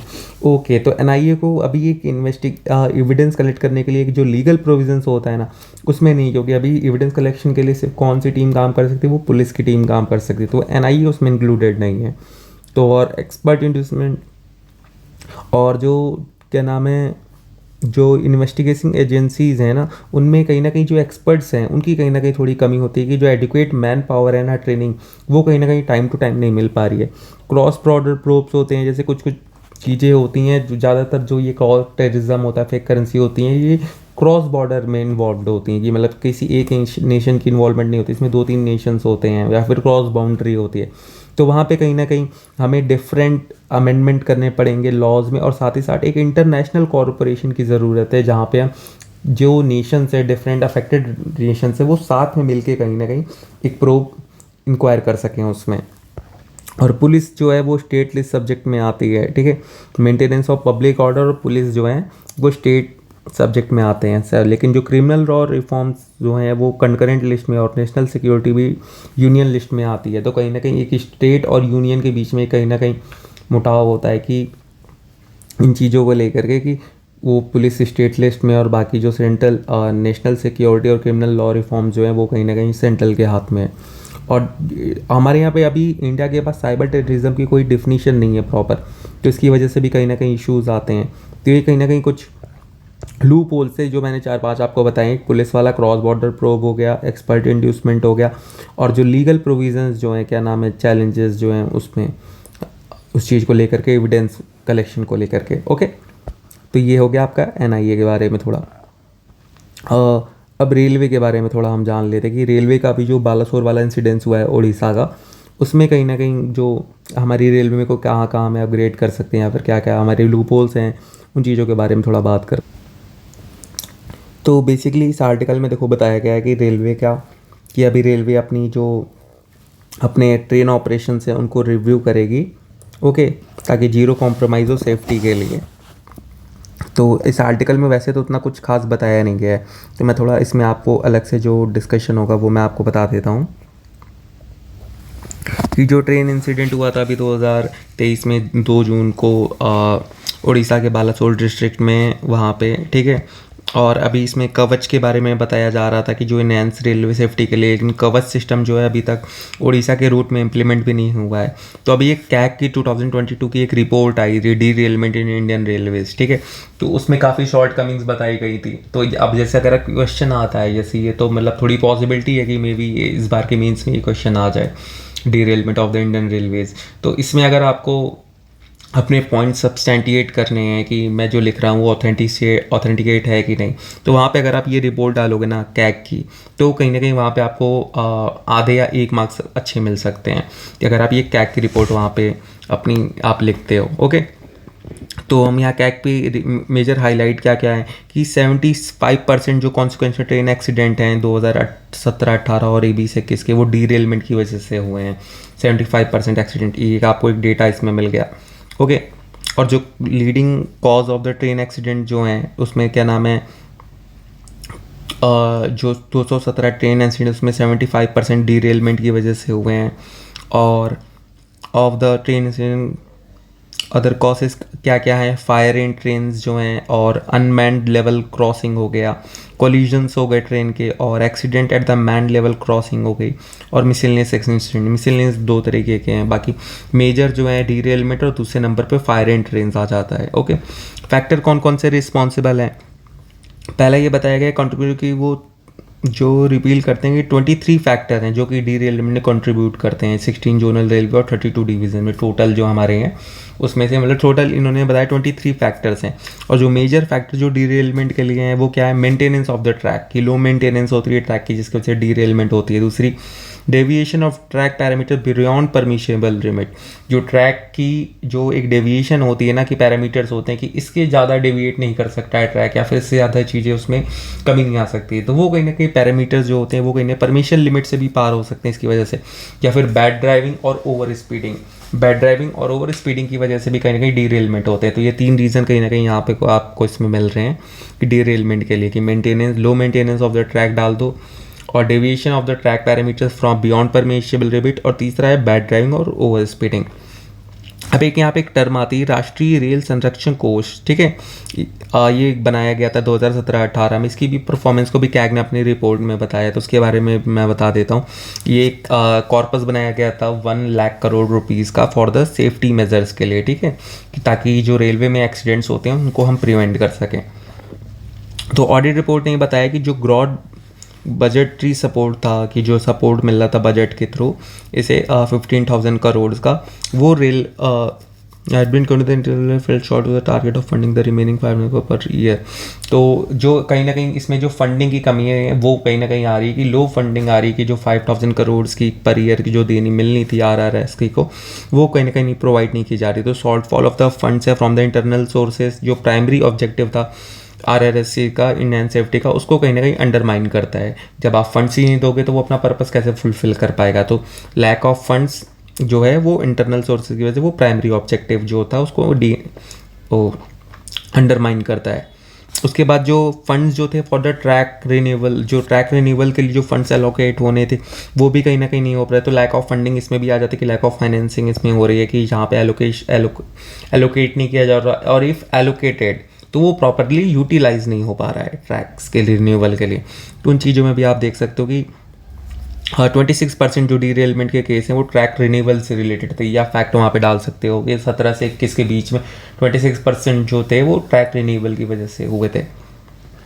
और recommendation पे CAG ने अपने report में ये भी बताया गया कि जो टाइमलाइंस होती हैं कि किसी भी क्या नाम है कंडक्ट करने के लिए और एक्सीडेंट इंक्वायरीज़ की, वो कहीं ना कहीं क्या नाम है शेड्यूल नहीं हो रही है, कि वहाँ पे आपको स्ट्रिक्ट अधेरेंस मिल होनी चाहिए कि जो भी अगर कोई भी एक्सीडेंट होता है या फिर उसकी इंक्वायरी के लिए कोई भी कमेटी बिठाई जाती है तो उसके लिए एक फिक्स टाइम होना चाहिए जिस टाइम के अंदर वो अपनी रिपोर्ट्स को सबमिट करे। और इंडियन रेलवे को एक स्ट्रॉन्ग मॉनिटरिंग मैकेनिज्म बनाना चाहिए ताकि टाइमली इम्प्लीमेंटेशन हो सके उसकी जो एक्टिविटीज़ हैं, और जो ट्रैक मेंटेनेंस है और क्या नाम है जो टेक्नोलॉजीज़ हैं उसको इम्प्रूव किया जाए। ओके, इंडियन रेलवे को एक डिटेल्ड आउटकम फ्रेमवर्क होना चाहिए for each item of the safety work as per the indicative outcomes to gauge whether the benefit drive of the RRS के बारे। तो एक डिटेल्ड आउटकम रिपोर्ट होनी चाहिए जहाँ जहाँ पे RRS के जो था उसके जो ऑब्जेक्टिव था वो कहीं ना कहीं वो फुलफिल हो पा रहे हैं कि नहीं हो पा रहे हैं, और उसके आउटकम्स के लिए डिटेल रिपोर्ट इंडियन रेलवे को प्रिपेयर होनी चाहिए। ठीक है, तो ये मैंने आपको बता दिया थोड़ा कि जो रेलवे में कहाँ कहाँ पे क्या क्या लूप होल्स आ रहे हैं। अब इसके आप क्या कर सकते हो, आप इसमें अभी जैसे गवर्नमेंट इनिशिएटिव ले आए तो उसमें जैसे कवच है, तो कवच के बारे में आप इसमें आप और ऐड ऑन कर सकते हो गवर्नमेंट ने क्या क्या इनिशिएटिव्स लिए हैं। ओके, अब जैसे हाई स्पीड रेल हो गई, हाई स्पीड रेल हो गया, ओके, कवच सिस्टम हो गया, उसके बाद अपग्रेडेशन ऑफ रेलवे कोचेस हो गए। ये कुछ इनिशिएटिव्स हैं जो क्या नाम है गवर्नमेंट ले रही है रेलवे को अपग्रेड करने के लिए। ठीक, अब एक अगला टॉपिक था ये वाला कि पीएम मोदी ने प्रपोज किया कि G20 मेंबरशिप होनी चाहिए अफ्रीकन यूनियन के लिए। तो अफ्रीकन यूनियन के बारे में थोड़ा सा जान लो कि अफ्रीकन यूनियन जो एक कॉन्टिनेंटल बॉडी है जिसमें 55 मेंबर्स हैं। ओके, कॉन्टिनेंटल बॉडी है 59 मेंबर्स के साथ। और ये जो क्या नाम है अफ्रीकन यूनियन जो है ये क्या नाम है टॉप मोस्ट वॉइस जो है रिप्रेजेंट करती है अफ्रीका की, और ये 2002 में लॉन्च हुई थी। ठीक है, successor to the organization of African Unity. इसके पहले जो क्या नाम है ऑर्गेनाइजेशन थी उसका नाम था ऑर्गेनाइजेशन ऑफ अफ्रीकन यूनिटी, और उसके बाद में 2002 में क्या आई थी अफ्रीकन यूनियन। ओके, अब G20 के बारे में थोड़ा सा जान लो कि जो G20 जो है वो एक इम्पॉर्टेंट ग्रुप है, आप सभी लोगों ने नाम सुना होगा। ठीक है, यहाँ पे क्या ये इसमें 19 कंट्रीज़ हैं और एक यूरोपियन यूनियन है। ठीक है, जो कि 1999 में हुआ था, ये मिले थे 20 कंट्रीज़ मिलके, 20 कंट्रीज़ बोल रहा हूँ मतलब 19 कंट्रीज़ और एक यूरोपियन यूनियन मिलके। ठीक है, जो एशियन फाइनेंशियल क्राइसिस हुआ था उसकी वजह से G20 का क्या नाम एक तरीके से आप बर्थ मान सकते हो। उसमें G20 जो 80% ग्लोबल इकोनॉमिक आउटपुट को रिप्रेजेंट करता है, 75% ग्लोबल एक्सपोर्ट को और 60% ऑफ द वर्ल्ड पॉपुलेशन। तो 3 फिगर याद कर सकते हो आप, 80, 75, 60। 80 global economic output, 75% of the global export, 60% of the world population. ठीक है, और ये थोड़ा मेंशन कर लेना कि G20 जो एक परमानेंट बॉडी नहीं है, और उसकी जो क्या नाम है लीडरशिप जो होती है वो एनुअली ट्रांसफर्ड होती है, अभी इंडिया के पास है। और G20 ट्रायोका होता है, जिसमें ट्रायोका में क्या कौन कौन होती है, जो करंट अभी जो प्रेसिडेंसी है जिसके पास, और जिसके पास पास्ट वाली, और जिसके पास आने वाली है फ्यूचर में नेक्स्ट जो प्रेसिडेंसी होगी, तो वो कहीं ना कहीं G20 ट्रायोका में आते हैं। G20 ट्रायोका में कौन कौन था, जैसे इंडोनेशिया, इटली और इंडिया है। लास्ट ईयर 2000 क्या नाम है 22 का जो हुआ था इंडोनेशिया में हुआ, 23 में इंडिया कर रहा है, 24 में जो इटली करेगा, जो ट्रियो का फॉर्म होता है। ओके, और इंटरनेशनल फोरम है, मेजर इकोनॉमीज़ होती हैं। ग्लोबल 1999 का जो ग्लोबल फाइनेंशियल क्राइसिस हुआ था, एशियन फाइनेंशियल क्राइसिस, उसके बाद ये आई थी ताकि ग्लोबल स्टेबिलिटी और कॉपरेशन को इन्हेंस किया जा सके। ओके, इसमें 19 कंट्रीज़ हैं, यूरोपियन यूनियन भी है। और इसमें एक चीज़ ये पढ़ लेना, ये बहुत इंपॉर्टेंट है कि जो G20 की जो प्राइमरी एम्फेसिस होता है वो तो होता है माइक्रो इकोनॉमिक पॉलिसीज़ को लेकर के, जो ग्लोबल इकोनॉमी को इन्फ्लुएंस करता है, लेकिन ये साथ में और भी एफर्ट्स लगाते हैं, मीथेन इमिशंस हो गया है, मिटिगेट ग्लोबल वार्मिंग। तो G20 is not only related to the economic policies but also to the related to the climate actions and the other, कि और भी पॉलिसीज़ ये बनाते हैं with regard to the global environment. Okay, और India की presidency मिली हुई है, तो इंडिया का एक इस बार का लोगो है one earth one family and one future, जो इस बार का हमारा मोटो है G20 का, वो कहीं ना कहीं ताकि ग्लोबल कोऑपरेशन और environmentally responsible choices for a cleaner and greener world. ठीक है, ये थोड़ा हो गया। और हमारा जो लोगो है उसमें लोटस है, नेशनल फ्लावर को सिम्बलाइज करता है, with the symbolizing harmony with the nature and pro planet approach to life. तो हमारे लोगो क्या सिम्बलाइज करता है वो थोड़ा इसमें बता दिया गया है। और बाकी चीज़ें तो काम नहीं, ये थीम थोड़ी इंपॉर्टेंट चीज़ जो उनसे प्रेजेंट की लाइफ है, लाइफ स्टाइल फॉर इन्वायरमेंट की, जो पीएम मोदी से भी बहुत बार इन्होंने इस पर फोकस किया हुआ है, इस पर भी क्वेश्चंस आ चुके हैं लाइफ पे। आई थिंक इस बार फिर से एक्सपेक्टेड है, मुझे मे भी आ सकता है। तो advocating for environmentally sustainable choices in the individual life style and national development की, इंडिविजुअल की जो लाइफ स्टाइल है उसमें कहीं ना कहीं कुछ बिहेवियरल चेंज ला कर, जिसकी वजह से नेशनल डेवलपमेंट में हेल्प हो सके। Life style for environment. ठीक है, और मेन एम क्या है, इनिशिएट करना एक transformative action so cleaner greener bluer future. और जो G20 प्रेसिडेंसी इंडिया की, वो इंडिया के अमृत काल से क्या नाम है कॉन्साइड कर रही है, 25 ईयर का जो पीरियड था। ठीक है, इस century enemy of the future with approachable center of human development focusing on people centric approach. चलो ठीक है, तो इतना मतलब जो बेसिक चीज़ें तो मैंने बता दी है। G20 के मेंबर्स देख लो, G7 के मेंबर्स तुम याद कर लो। ठीक है, उसके बाद G20 तुम्हें अपने आप याद हो जाएगा, मैं बता दे रहा हूँ कैसे करना है। G7 में क्या है, सबसे आसानी से याद करो, जर्मनी इटली फ्रांस, पहले 3 याद, जर्मनी इटली फ्रांस, फिर UK US जापान कनाडा, ऐसे याद कर लो, UK US Japan Germany Italy France Canada, 7 हो गए। इसमें एक ऐड ऑन कर दो रशिया, आ गए 8। ठीक है, अब ऐसे क्या करूँ, मैं इसको अल्फ़ाबेटिकली याद कर लिया, जैसे A से स्टार्ट करता हूँ, अर्जेंटीना ऑस्ट्रेलिया, फिर से B से आ गया ब्राज़ील, C से आ गया चाइना, E से आ गया यूरोपियन यूनियन, फिर आ गया G से कोई नहीं, H से कोई नहीं, I से इंडिया आ गया, और इंडोनेशिया आ गया, इंडिया इंडोनेशिया, JKL से कोई नहीं है, M से मैक्सिको है, उसके बाद SM से भी कोई नहीं है, O से भी नहीं, सीधे S पे, S से 3 आ जाते हैं, Saudi Arabia, south Africa, Korea, और एक लास्ट में बचता है टर्की। ठीक है, तो इसको आप अल्फ़ाबेटिकल पूरे को भी याद कर सकते हो, मैंने तो अलग अलग कर रखे, G7 फिर G8 फिर ऐसे अल्फ़ाबेटिकल ऑर्डर में। वैसे मुझे थोड़े याद आ जाते हैं क्योंकि मैं, आपकी मर्ज़ी है। बाकी ये फ़ोटो है, इसको आप आराम से दीवार पे भी लगा सकते हो। G20 इंपॉर्टेंट है, इस बार भी इन्होंने लास्ट ईयर इन्होंने पूछा था हाँ G20 के बारे में प्रीलिम्स में 2022 के सॉरी, तो ये आप देख लेना। उसके बाद अगला टॉपिक जो था सेल्फ रिलायंस को लेकर के, राजनाथ सिंह जी ने बात की थी। Self reliance, double border threat में सेल्फ रिलायंस ज़रूरी है, तो इनका तो थोड़ा कहना डिफेंस सेक्टर को रिलेटेड है, लेकिन मैं सेल्फ रिलायंस पूरे एक ओवरऑल इकोनॉमी के हिसाब से बताऊंगा। ठीक है, तो सेल्फ रिलायंस जो होती है एक सोशल इकोनॉमिक एबिलिटी होती है, एक इंडिविजुअल की या फिर हाउस होल्ड की या फिर एक कम्युनिटी की है, ताकि वो जो अपनी इसेंशियल नीड्स हैं ना, उसको कहीं ना कहीं एक सस्टेनेबल मैनर में और डिग्निटी के साथ उसको यूज़ कर सके, अपनी मीट कर सके इसेंशियल नीड्स को। इसमें क्या क्या आती हैं, food, water, shelter, personal safety, health, education, protection. तो ये चीज़ें कहीं ना कहीं सेल्फ रिलायंस में मतलब कुछ बेसिक चीज़ें जो होती हैं, बेसिक रिक्वायरमेंट जिन्हें हम बोलते हैं। तो इंडिया का पोटेंशियल क्या क्या है सेल्फ रिलायंस की तरफ, सबसे पहली लेबर फोर्स। तो इंडिया की सेल्फ रिलायंस तभी हो पाएगा जब उसकी लेबर प्रोडक्टिविटी इंक्रीज़ हो, या फिर वो मेजॉरिटी ऑफ द क्या नाम है लेबर फोर्स जो उसकी इनकम और प्रोडक्टिविटी साइमल्टेनियसली इम्प्रूव हो। इसके लिए 2 चीज़ें हैं।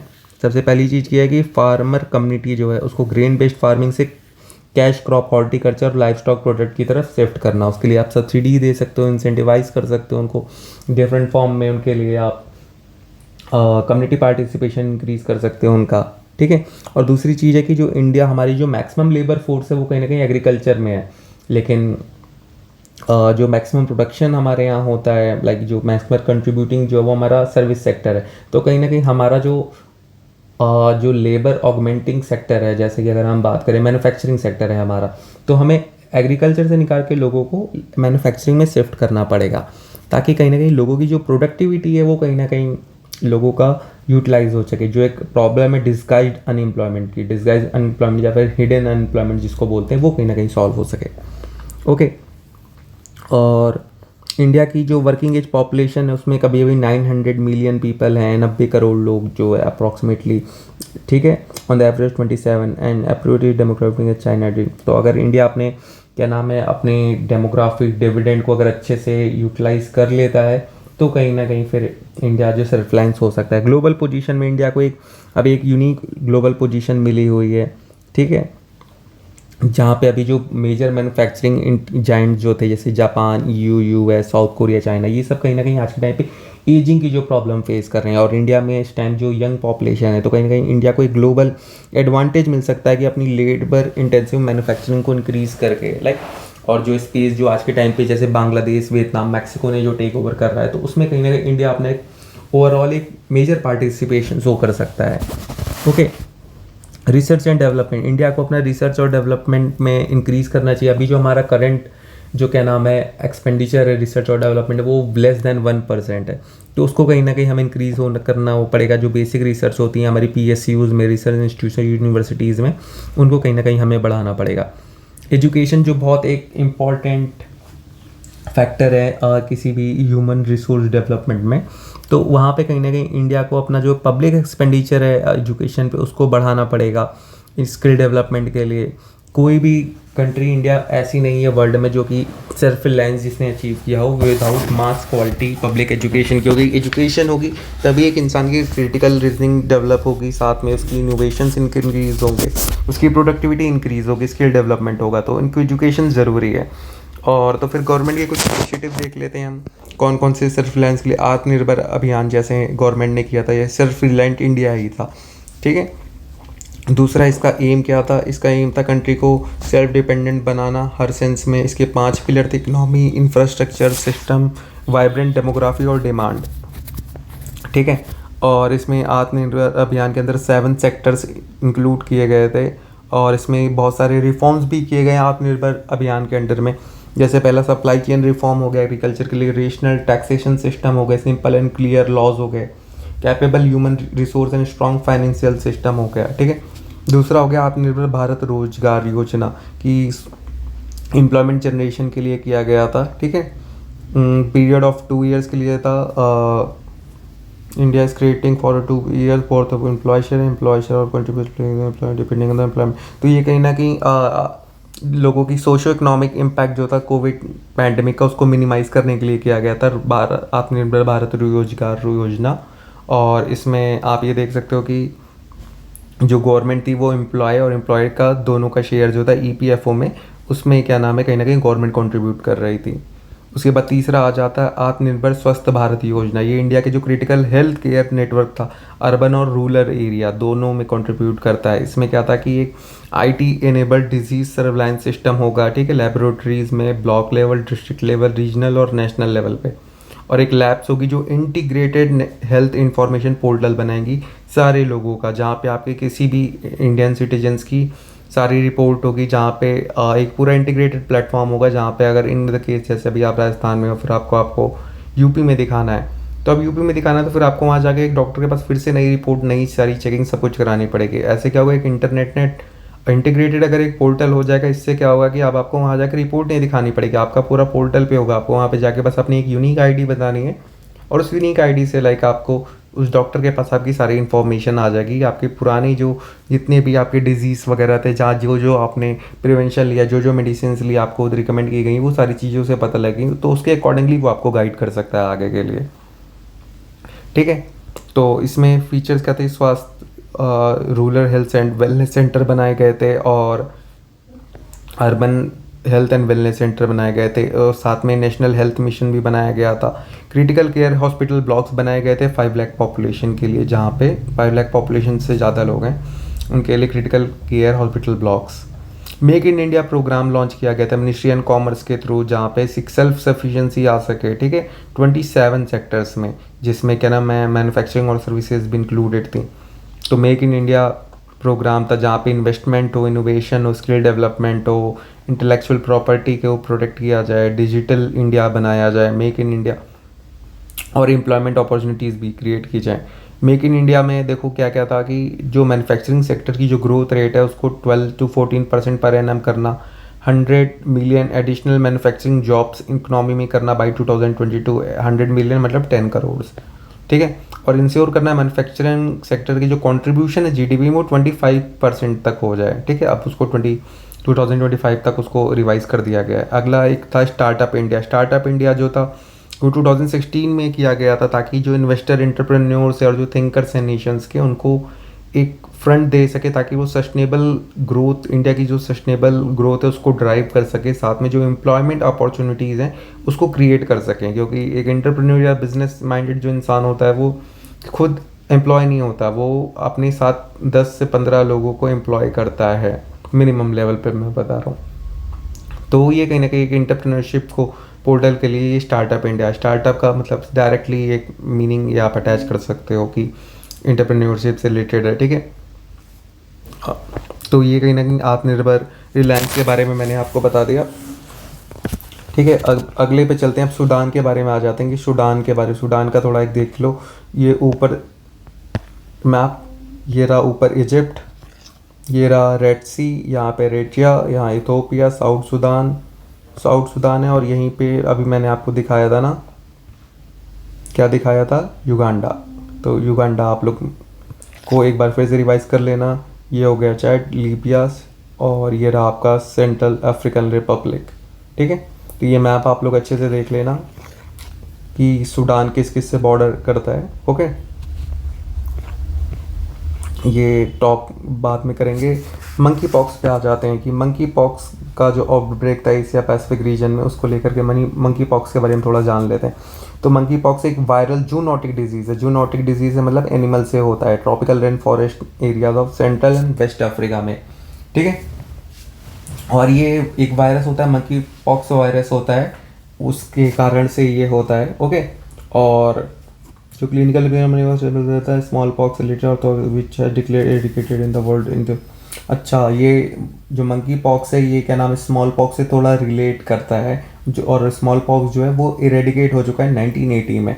इसके सिम्टम्स क्या क्या हैं, फीवर होता है, rash, swollen, lime notes, headache होता है, नोजिया होता है, तो नॉर्मली होते हैं। ट्रांसमिशन कैसे होता है, ट्रांसमिशन होता है जो रोडेंट्स और प्रीमेट्स होते हैं उनके थ्रू। रोडेंट्स में क्या क्या है, जैसे रैट हो गया, आपका माइस हो गया, ये सारी चीज़ें।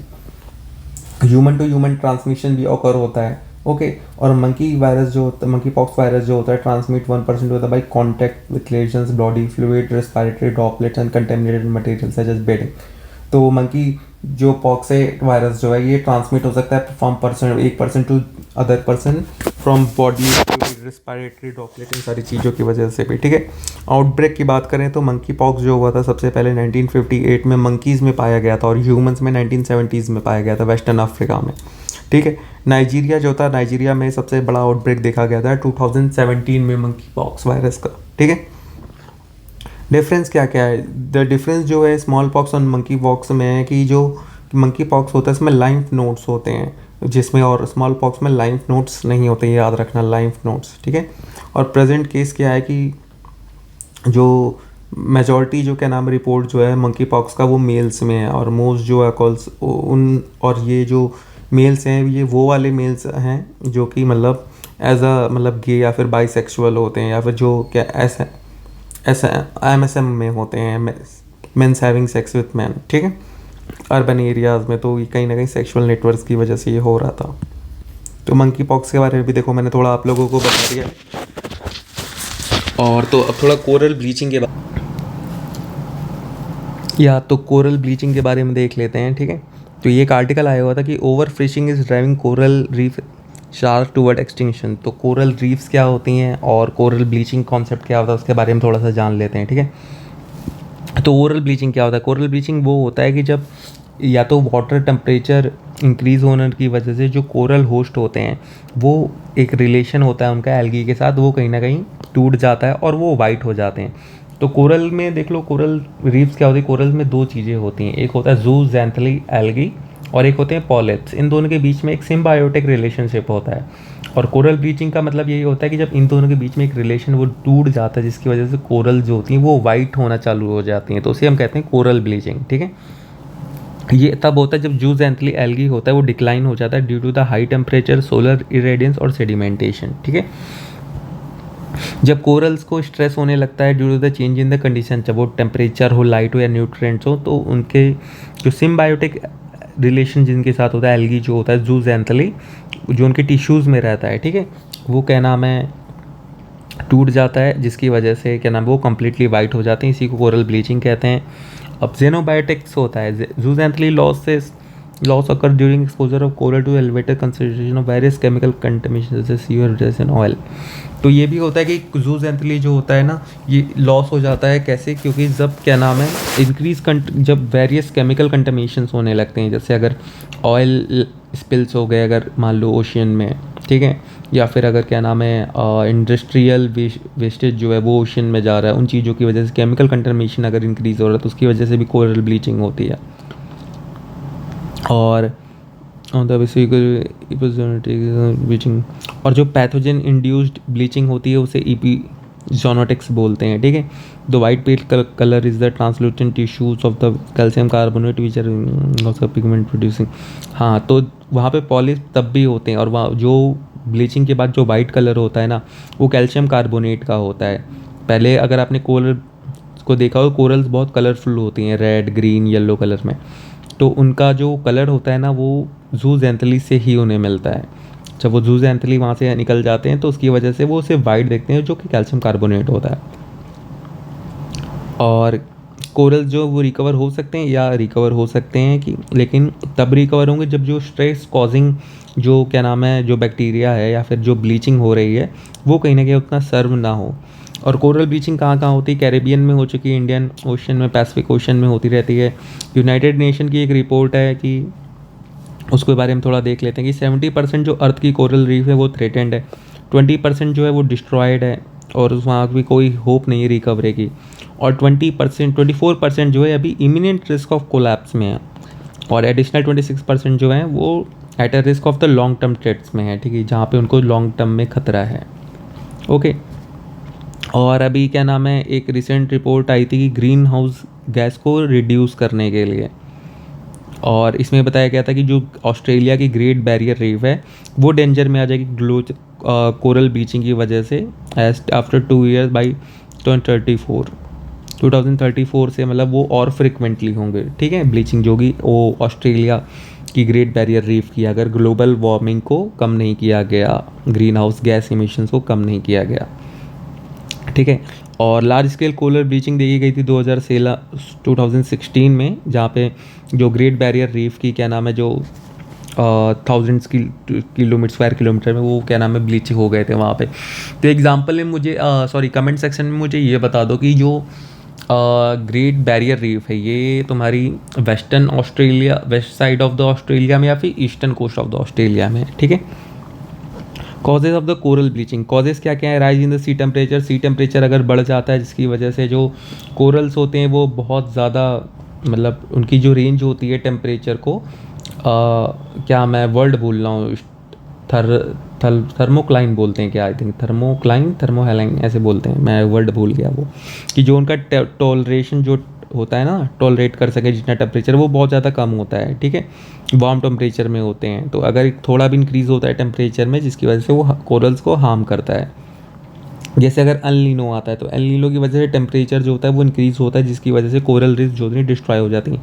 ओशन एसिडिफिकेशन, हाँ, ओशन एसिडिफिकेशन होता है जिसकी वजह से अगर कार्बन डाइऑक्साइड जो होता है वो अगर क्या नाम है ओशन में इंक्रीज़ हो जाता है जिसकी वजह से जो एसिडिटी होती है ओशन वाटर की वो इंक्रीज़ हो जाती है जिसकी वजह से कोरल्स की जो एबिलिटी होती है अपनी स्केल्टन्स बनाने की वो भी कहीं ना कहीं रिड्यूस हो जाती है जिसकी वजह से वो कोरल ब्लीचिंग होती है। सोलर रेडिएशन और अल्ट्रावायलेट रेडिएशन होती है, ये भी क्या नाम है इसकी वजह से भी कोरल ब्लीचिंग होती है कि अगर जितना लेस क्राउड कवर होता है या फिर मोर रेडिएशंस आ जाती हैं तो भी कोरल ब्लीचिंग होता है, अगर लेस हो रहा है तो भी और अगर ज़्यादा हो रही है तो भी। इन्फेक्शियस डिजीज़ कुछ जैसे बैक्टीरिया होते हैं, जैसे बैक्टीरियम विब्रोसिलोए, हाँ विब्रोसिलोए जो इनहिबिट होता है photosynthesis of zooxanthellae, this bacteria become more potent elevated sea temperature. तो अगर ये बैक्टीरिया होता है इसकी वजह से जो फोटोसिंथेसिस होता है जूजेंथली का वो कहीं ना कहीं नहीं हो पाता है जिसकी वजह से कोरल ब्लीचिंग होती है। और केमिकल पोल्यूशन भी होता है, इंक्रीज इन न्यूट्रिएंट कंसंट्रेशन जो होता है अफेक्ट कोरल को करता है, प्रमोटिंग फाइटोप्लैंक्टन ग्रोथ होते हैं, एल्गल ब्लूम होता है, एल्गल ब्लूम की वजह से ऑक्सीजन डिमांड जो होती है वो इंक्रीज़ हो जाती है और बायोलॉजिकल ऑक्सीजन डिमांड इंक्रीज़ हो जाती है जिसकी वजह से यूट्रोट्रॉफिकेशन होती है, यूट्रोट्रॉफिकेशन की हाइपॉक्सिया कंडीशन होती है, और उस हाइपॉक्सिया कंडीशन की वजह से जो नीचे की पूरी आपकी इकोसिस्टम जो होता है वो डिस्ट्रॉय हो जाता है। ठीक है, ये मैंने थोड़ा एक्स्ट्रा बता दिया, जिन लोगों ने पढ़ा है एनवायरमेंट उनको थोड़ा पता होगा। बाकी केमिकल पोल्यूशन ये आप याद रखना, केमिकल पोल्यूशन, टेम्परेचर, और आपका ये इन्फेक्शियस डिजीज़ हो गए, सोलर रेडिएशन हो गए, ये सारी चीज़ें। ठीक है, और इंक्रीज सेडिमेंटेशन, अब जैसे लैंड क्लीयरिंग हो रही है या फिर कोस्टल कंस्ट्रक्शंस हो रहे हैं जिसकी वजह से हाई रेट ऑफ इरोजन हो रहा है, जिसकी वजह से जो डेंसिटी है वो स्लिट पार्टिकल्स की वो इंक्रीज़ होती जा रही है, जिसकी वजह से स्मूथर क्या नाम है जो कोरल्स हैं वो उनके ऊपर रिड्यूस बैठ जाते हैं, सेटल आउट हो जाते हैं, और जिसकी वजह से जो लाइट की अवेलेबिलिटी है वो ना कहीं कम होने लगती है, जिसकी वजह से जो फोटोसिंथेसिस और जो ग्रोथ है कोरल्स का वो कहीं ना कहीं कम होने लगता है। अब ह्यूमन इंड्यूस स्ट्रेस क्या है कि जैसे ओवर फिशिंग हो रही है, ओवर फिशिंग हो गया, पोल्यूशन हो गया, एग्रीकल्चर और इंडस्ट्रियल रन ऑफ हो गया, कोरल माइनिंग हो गया, development of industrial areas near coral ecosystem, इन सब की वजह से भी कोरल ब्लीचिंग हो रही है। ठीक है, अब कॉन्सिक्वेंसेस क्या है कोरल ब्लीचिंग के? अगर कोरल कम्युनिटीज़ में अगर चेंज होते हैं ना, कोरल कम्युनिटीज़ पता है बहुत सारी क्या नाम है स्पीसीज़ को अपने यहाँ होस्ट करती हैं, तो इसकी वजह से जो बहुत सारे फिश और इन्वर्टिब्रेट जो हैं जो कि कोरल पे फूड शेल्टर के लिए रहते हैं, तो उसकी वजह से जो एक मरीन एनिमल जो है उनका जो फूड चेन है वो कहीं ना कहीं डिस्टर्ब हो रहा है, और इसकी वजह से जो जेनेटिक और स्पीसीज डाइवर्सिटी है वो भी कहीं ना कहीं डिक्लाइन हो सकती है as a result of bleaching. और जो हेल्थी कोरल रीफ्स होती हैं वो डाइवर्स और टूरिस्ट को अट्रैक्ट करती हैं, तो कहीं ना कहीं टूरिज़्म इंडस्ट्री को भी बूस्ट मिलता है, और डिग्रेड अगर ब्लीच हो जाती है इससे टूरिज़्म भी नहीं होगा, जिससे लोकल इकनॉमी को बहुत ज़्यादा इफेक्ट होगा। ठीक है, और कोरल ब्लीचिंग जो कि जिसकी वजह से जो फिशिंग कम्युनिटीज़ हैं उसमें भी क्या नाम है बहुत ज़्यादा दिक्कत आएगी, क्योंकि इसकी वजह से जो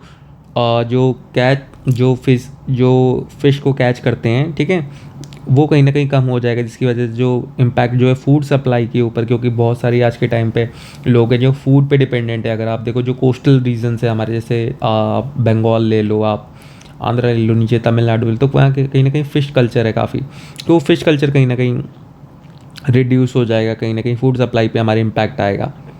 ओके, और कोरल जो होते हैं वो हमारे यहाँ कांस्टेंट वेव एनर्जी जो होती है उसको कहीं ना कहीं जो ओशन से आती है उसको कहीं ना कहीं एब्जॉर्ब करते हैं, इसकी वजह से जो लोग रहते हैं कोस्टल रीजन्स में उनको कहीं ना कहीं प्रोटेक्ट करते हैं डैमेज और इरोजन और फ्लडिंग से, तो वो कहीं ना कहीं हमारी जो सरनेस होगी या फिर हमारा जो उसकी तरफ एक्सपोजर जो होगा हमारा वो कहीं ना कहीं इंक्रीज़ हो जाएगा इरोजन, फ्लडिंग और डैमेज का, अगर कोरल ब्लीचिंग होती है या फिर कोरल अगर डैमेज हो जाते हैं वहाँ पे। ठीक है, कौन कौन से प्रोग्राम है जो हम कोरल रीफ्स के लिए हम चला रहे हैं उनको सेव करने के लिए? तो कोरल रिहैब प्रोग्राम है जो कि गल्फ ऑफ मन्नार और मरीन नेशनल पार्क में इम्प्लीमेंट किया गया था। दूसरा, ऑस्ट्रेलिया ने कैंपेन करा हुआ है कि उसको ग्रेट बैरियर रीफ को बचाने के लिए। ठीक है, तो इसमें 2 रीजंस थे, एग्रीकल्चर रन ऑफ और पोल्यूशन। तो यहाँ पे इनके क्या नाम है मनी इन्होंने स्पेंड किया काफ़ी फार्मर्स को इंसेंटिवाइज करने के लिए, रिड्यूस करने के लिए रन ऑफ, और vessels and driver targeting the fish. और एक स्टेप कॉर 2018 नाम का ये एक है कॉन्फ्रेंस हुई थी, international conference on status and protection of coral reefs, ये बंगराम कोरल आइलैंड लक्षद्वीप में हुई थी। ठीक है, रीफ फॉर लाइफ इनका थीम था। पहला इंटरनेशनल ईयर जो रीफ का था 1997 का था, और लक्षद्वीप में एक इंटरनेशनल अटोल रिसर्च सेंटर भी इस्टेब्लिश किया गया है। ठीक है, ये याद रखना, international research coral atoll research centre. ठीक है, और 3 तरीके की कोरल रीफ होती हैं ये भी बता देता हूँ, एक होती है फ्रिंगिंग रीफ, एक होती है बैरियर रीफ, और एक होता है अटोल। और अटोल जैसे आप देख लो लक्षद्वीप के जितने आइलैंड्स ये अटोल में आते हैं। ओके, फ्रिंगिंग रीफ होती है और एक बैरियर रीफ होती है। बैरियर रीफ जैसे ऑस्ट्रेलिया की ग्रेट बैरियर रीफ है। ठीक है, फ्रिंगिंग रीफ भी हमारे यहाँ पे है 2। तो कोरल रीफ के बारे में मैंने बता दिया, ब्लीचिंग किस कॉजेज से हो रही है, मिटिगेशन के लिए एफर्ट्स जो डाले जा रहे हैं वो भी बता दी गई। एक मिटिगेशन एफर्ट्स में आप ये लिख लेना, बायो रॉक टेक्नोलॉजी, ये 2021 में आया हुआ था प्रीलिम्स में, ये मैं आपको बता दे रहा हूँ। बायो रॉक टेक्नोलॉजी ये भी क्या नाम है यूज़ होती है कोरल ब्लीचिंग को रोकने के लिए। ठीक है,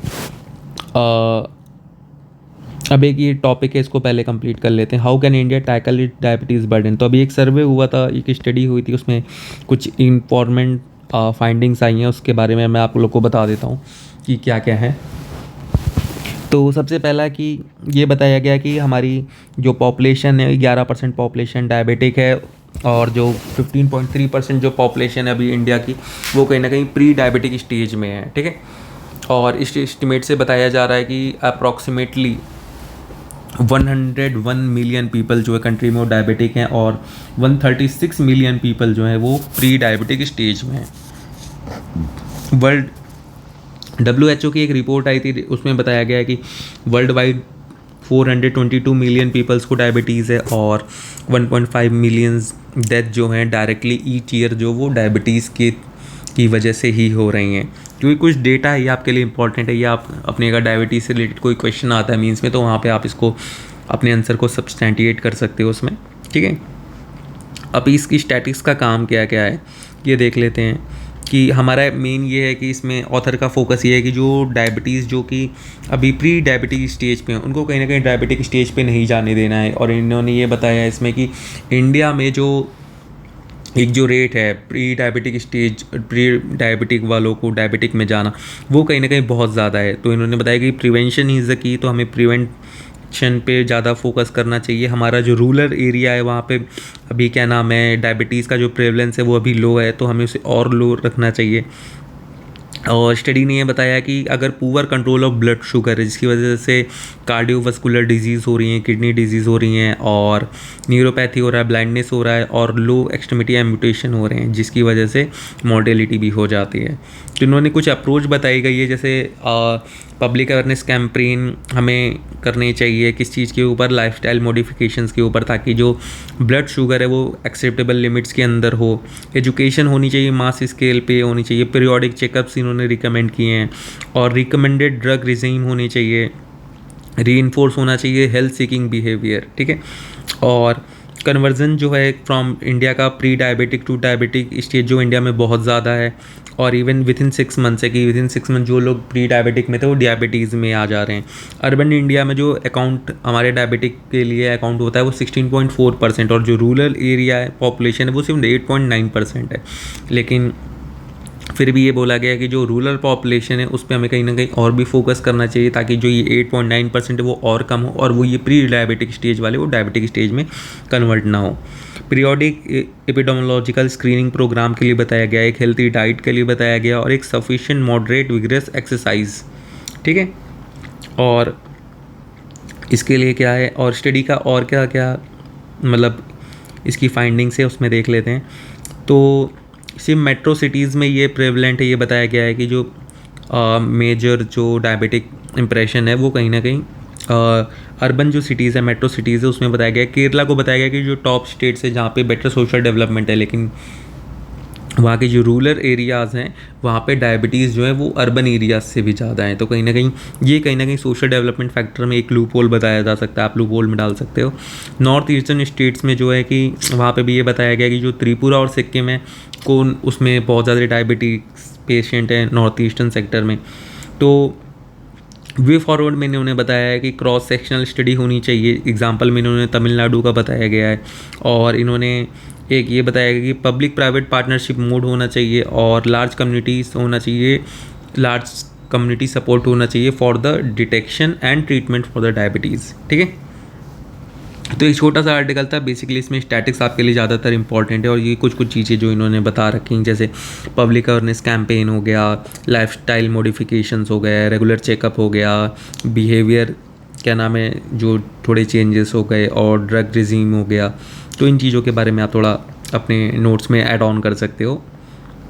अभी कोविन का डेटा लीक हो गया था, इसके बारे में कुछ उतना अच्छा तो इन्होंने कुछ बताया नहीं है। ये टॉपिक मतलब उतना इम्पॉर्टेंट नहीं है मेरे पर्सपेक्टिव में, आपके लिए आएगा भी नहीं। ये टॉपिक थोड़ा अच्छा है, इसके बारे में आप पढ़ लो कि अभी इंडिया और यूएस ने क्या नाम है एक इनिशिएटिव स्टार्ट किया, initiative on the critical and emerging technologies, iCET बोलते हैं। तो आईसेट के बारे में जान लो कि एक फ्रेमवर्क इंडिया और यूएस के बीच में है, इसको आप अपने इंडिया यूएस के रिलेशन के बीच में, जहाँ पे अगर आपके नोट्स हैं तो वहाँ पे आप इसको ऐड ऑन कर सकते हो इंडिया यूएस रिलेशंस के टॉपिक में, कि टेक्नोलॉजी कैसे एक बेस बन रही है इंडिया और यूएस के रिलेशन के लिए। ओके, सो इसमें जो आया है उसके मेन जो फोकस है या फिर पिलर्स जो आप बोल सकते हो क्या क्या है, क्रिटिकल इमर्जिंग टेक्नोलॉजीज़ में जैसे आर्टिफिशियल इंटेलिजेंस हो गया, क्वांटम कंप्यूटिंग हो गई, सेमीकंडक्टर हो गया और वायरलेस कम्युनिकेशन हो गया। ये सारी चीज़ें, इसको क्या नाम है, अनाउंस कब किया गया था, ये क्वाड की जो मीटिंग हुई थी टोक्यो में 2022 में, उसके साइडलाइंस में अनाउंस किया गया था। और इसमें क्या है कि क्या क्या चीज़ें इंक्लूडेड है, फोकस एरियाज़ क्या क्या हैं, तो सप्लाई चेन्स को बिल्ड करना, क्रो प्रोडक्शन और डेवलपमेंट ऑफ द आइटम्स, और रिसर्च एजेंसी पार्टनरशिप डेवलप करना, new defence industrial road map को डेवलप करना, और कॉमन स्टैंडर्ड डेवलप करना in the AI artificial intelligence, और एक्सेलरेट करना डिफेंस टेक्नोलॉजिकल कोऑपरेशंस को, इनोवेशन ब्रिज जो है उसको बनाना ताकि जो डिफेंस स्टार्टअप्स हैं उनको हम कनेक्ट कर सकें, और सेमीकंडक्टर इकोसिस्टम बनाना, और 5G 6G की डेवलपमेंट में हेल्प कैसे हो सकती है उसके लिए हम एक कॉपरेशन डेवलप करना, ह्यूमन स्पेस फ्लाइट, अभी हमारा भी एक मिशन है गगनयान, चंद्रयान, हाँ चंद्रयान और गगनयान, तो उसके लिए ह्यूमन स्पेस फ्लाइट जो है उसके लिए हम किस तरीके से उसमें कॉपरेशन कर सकते हैं। ओपन रैन नेटवर्क टेक्नोलॉजी है वो इंडिया में किस तरीके से उसको अडॉप्ट कर सकते हैं, उसके रिगार्डिंग इसमें कॉपरेशन की बात की गई है। और काफ़ी चीज़ें जो ऊपर हमने अभी डिफरेंट सेक्टर्स बताए गए हैं उसमें इसमें ऑथर ने ये भी बताया है कि काफ़ी सारी चीज़ें जिस पे ऑलरेडी वर्क चालू हो चुका है, जैसे क्वांटम कोऑर्डिनेशन मैकेनिज़्म हो गया, एक पब्लिक प्राइवेट डायलॉग इनिशिएट किया गया है, और कि ये ओपेरन 5G 6G पे काम चालू हो चुका है। सेमीकंडक्टर सप्लाई चेन के लिए क्या MOU साइन हो चुका है इंडिया और US के बीच में, और डिफेंस फ्रंट में एक मेगा जेट इंजन डील हो चुकी है दोनों नेशंस के बीच में, और एक India US defence acceleration ecosystem भी बनाया गया है, ठीक है, जिसे शॉर्ट फॉर्म में इन 10X बोलते हैं, India US defence acceleration ecosystem. Defence industrial cooperation के बारे में बताया गया है, और स्ट्रेटेजिक डायलॉग बताया गया है रेगुलेटरी बैरियर्स को रिमूव करने के लिए, और रिव्यू करना एग्जिस्टिंग एक्सपोर्ट कंट्रोल सिस्टम के लिए। ओके, अब बैंकिंग ऑन चाइना, बैंकिंग इसमें AIIB के बारे में बताया गया। AIIB के बारे में मैं थोड़ा सा आपको बता देता हूँ यहाँ पे कि मेन क्या है, बाकी उतना क्रक्स है नहीं इस आर्टिकल में। तो हेडक्वार्टर AIIB का कहाँ, बीजिंग में है। 2015 में ये क्या नाम है आया था इन द फ्रेम, और 2016 में इसने ऑपरेशन स्टार्ट किए थे, और स्टार्टिंग में 57 मेंबर्स थे, अभी 103 हो गए हैं, और इसकी जो मेंबरशिप है open to all members of the ADB और द वर्ल्ड बैंक। जो लोग ADB के मेंबर है, एशियन डेवलपमेंट बैंक, या फिर जो लोग वर्ल्ड बैंक के मेंबर है वो इसके मेंबर बन सकते हैं। चाइना लार्जेस्ट शेयर होल्डर है, इंडिया सेकंड नंबर पे आता है। चाइना के पास कितनी सेलिंग है, 26.58%, ठीक है। और AIB को परमानेंट ऑब्जर्वर का स्टेटस मिला हुआ है UN में, ठीक है। हाईएस्ट ट्रेडिंग रेटिंग एजेंसी जो मूडी हो गई, फिनटेक और स्टैंडर्ड एंड पुअर, इन्होंने इसे हाईएस्ट क्रेडिट रेटिंग दे रखी है। हाईएस्ट ट्रेडिंग रेटिंग क्या होती है, AAA, ठीक है। और इंडिया जो है लार्जेस्ट बेनिफिशरीज़ है AIIB के सारे प्रोग्राम के, जितनी भी मतलब अब तक इन्होंने जितने भी फंड एलोकेट किए हैं IIB में, उसमें मेजॉरिटी जो है वो इंडिया बेनिफिशरी है। और इसमें ये चीज़ याद रखना कि इंडिया, US और जापान ये मेंबर नहीं हैं, ठीक है। तो US और जापान जो हैं वो AIIB के मेंबर नहीं हैं। अब आ जाते हैं अगला टॉपिक क्या है। अगला टॉपिक जैसे आप देखोगे, need to upgrade skills and property of the broker. ये एक आर्टिकल था जिसमें जो प्रॉपर्टी ब्रोकर्स होते हैं उनकी स्किल्स पे काम करने के लिए, मतलब एक रेगुलेशंस लाने के लिए, ताकि उनको थोड़ा प्रोफेशनली डील कर सकें वो, उसके बारे में बताया गया। तो FICCI के बारे में थोड़ा सा पढ़ लेते हैं, ठीक है। ये एक बॉडी है, नॉन गवर्नमेंट है, नॉन प्रॉफिट ऑर्गेनाइजेशन बॉडी है, 1927 में बनी थी। लार्जेस्ट और ओल्डेस्ट एपेक्स बिजनेस ऑर्गेनाइजेशन में इंडिया में है, ठीक है, जिसका इंडियन स्ट्रगल, इंडिपेंडेंस और इंडस्ट्रियलाइजेशन से ये साथ भी रिलेशन है। ओके, और FCCI जो होती है, FICCI, ये इन्फ्लुएंस करती है इकोनॉमिक पॉलिसीज़ को गवर्नमेंट की, और गवर्नमेंट के साथ कंसल्टेट भी करती है गवर्नमेंट प्लानिंग और पॉलिसी फ्रेमिंग में, और ये प्रैक्टिकल एडवाइस इंफॉर्मेशन भी देती है। और इसका हेडक्वार्टर न्यू दिल्ली में है, और उसके वेरियस ऑफिसेज भी हैं इंडियन स्टेट्स और फॉरेन कंट्रीज़ में, ठीक है। FCCI का हो गया। और ये लास्ट टॉपिक है हमारा आज का, इसके बारे में थोड़ा सा देख लेते हैं। ये टॉपिक मैंने आपको बताया था ना कि रोल क्या है इंडिजीनियस पीपल का कंजर्वेशन में लेकर के। तो कंजर्विंग नेचुरल फ्लोरा तो जो रोल इंडिजीनियस पीपल होते हैं उनका कंजर्वेशन में क्या क्या रोल है, तो सबसे पहली चीज़ ये होती है कि नेचुरल फ्लोरा जो होता है उसको ये क्या नाम है कंजर्व करते हैं, जो फ्लावरिंग प्लांट्स होते हैं। तो क्योंकि जो ट्राइबल कम्युनिटीज़ उनका जो मैजिको रिलीजियस बिलीफ होता है वो कहीं ना कहीं नेचरिज्म में होता है, तो कहीं ना कहीं वो नेचर को प्रोटेक्ट करते हैं as a in the form of their god और गॉडेस। ठीक है। दूसरा क्या है कि बहुत सारे ऐसे वैरायटी ऑफ प्लांट्स हैं जो कि क्या नाम है उनको यूज़ किया जाते हैं एडिबल पर्पस के लिए, जिसको वो खाते हैं या फिर उनके डेली बेसिक नीड्स में वो उनका एक यूटिलाइजेशन होता है, इसलिए भी उनको प्रोटेक्ट करते, तो कंजर्व करते हैं वो नेचुरल। और application of the traditional knowledge, और जो इंडिजीनियस पीपल होते हैं वो और जो बायोडाइवर्सिटी होती है वो एक दूसरे को कॉम्प्लीमेंट करती है। ओवर द टाइम जो रूरल कम्युनिटीज़ होती हैं वो उनके पास बहुत सारी इंडिजीनियस नॉलेज आ सकती है for the cultivation of the medicinal plants and propagation. और ये सारे जो प्लांट्स होते हैं इनको कंजर्व किया जाता है for the antidote to the snake bite, scorpion bites, even the broken bones और द पार्टिक ट्रीटमेंट। तो कहीं ना कहीं जो प्लांट्स होते हैं, जो स्पीसीज़ होती हैं बहुत सारी प्लांट्स की, उनको कहीं ना कहीं एज ए यूज़ किया जाता है for the antidote for the medicinal purpose. Okay.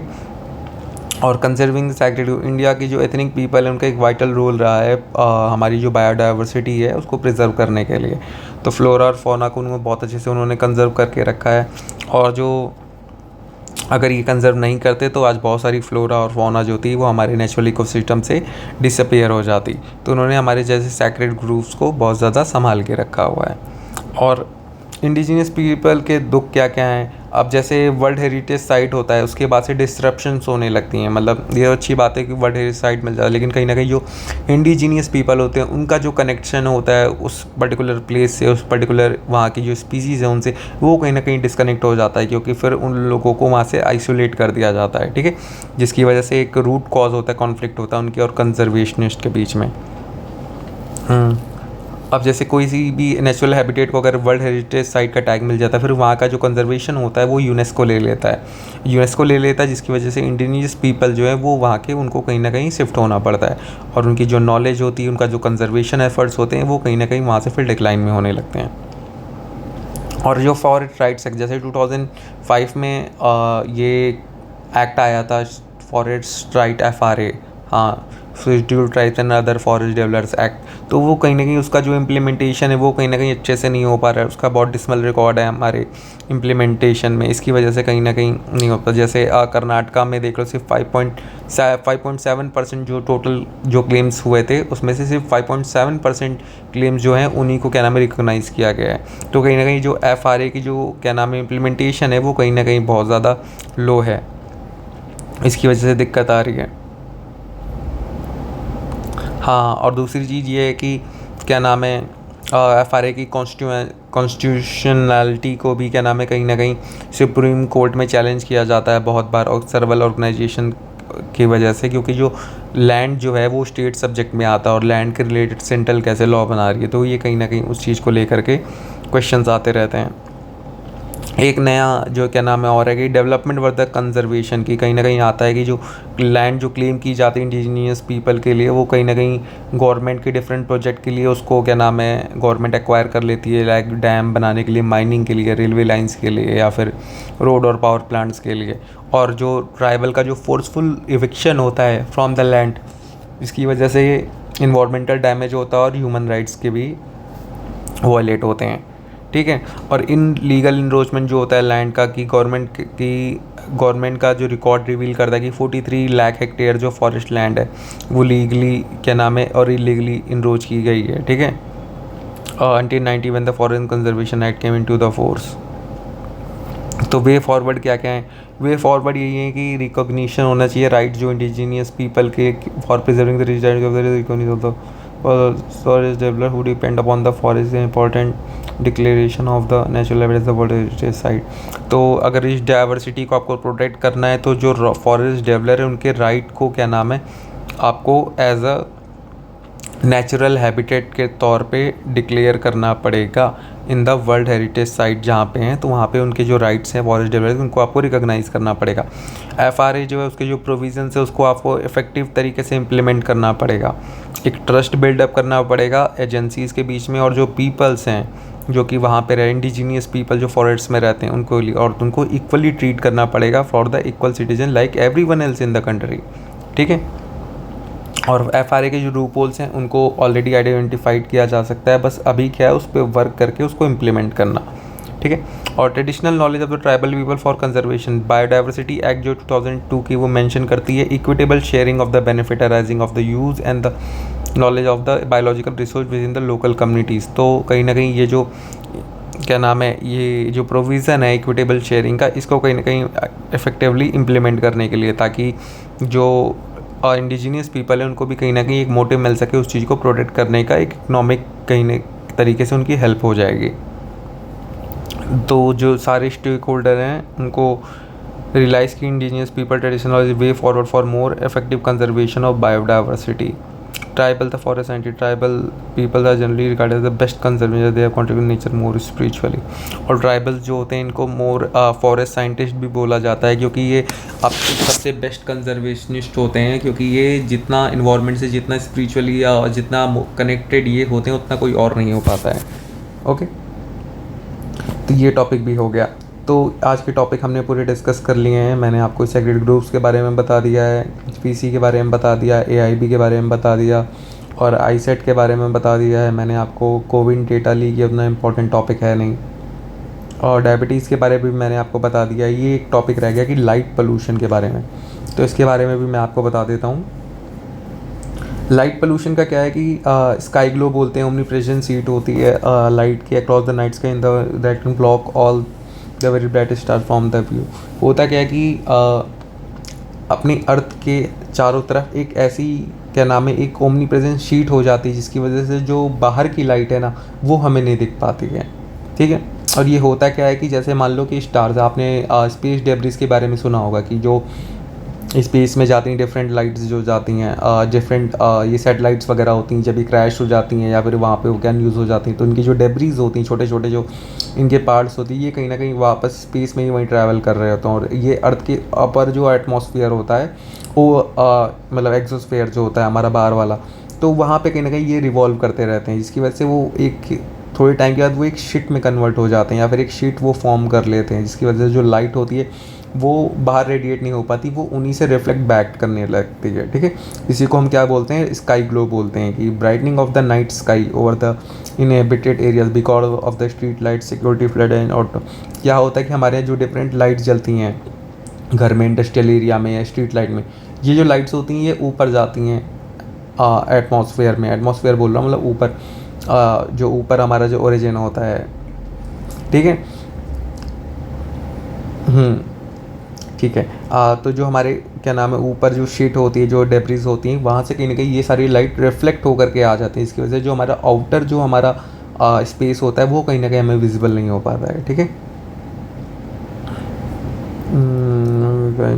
बात और जो लाइट फ्लड्स होती हैं इसकी वजह से जो नॉक्टर्नल जो होते हैं, नॉक्टर्नल एनिमल्स जो होते हैं, जो क्या नाम है रात में जगते हैं, उनके लिए कहीं ना कहीं स्काई थोड़ा मिड लीड हो जाती है, इसकी वजह से वो अपने पाथ जो होते हैं वो मिसलीड कर सकते हैं। स्काई ग्लो जो एक इंपॉर्टेंट कंपोनेंट है लाइट पोल्यूशन का, ठीक है। तो स्काई ग्लो जो अभी मैंने आपको बताया वो स्काई ग्लो था, लाइट पोल्यूशन में ये उसका एक पार्ट होता है। लाइट पोल्यूशन क्या क्या है, the excessive use of artificial light, उसे हम लाइट पोल्यूशन कहते हैं। Excessive use of artificial light, artificial light क्या है, जैसे जो मैंने बनाई हैं, जो हमने बनाई है, जैसे ट्यूब लाइट हो गई, CFL हो गया, ये सारी चीज़ें।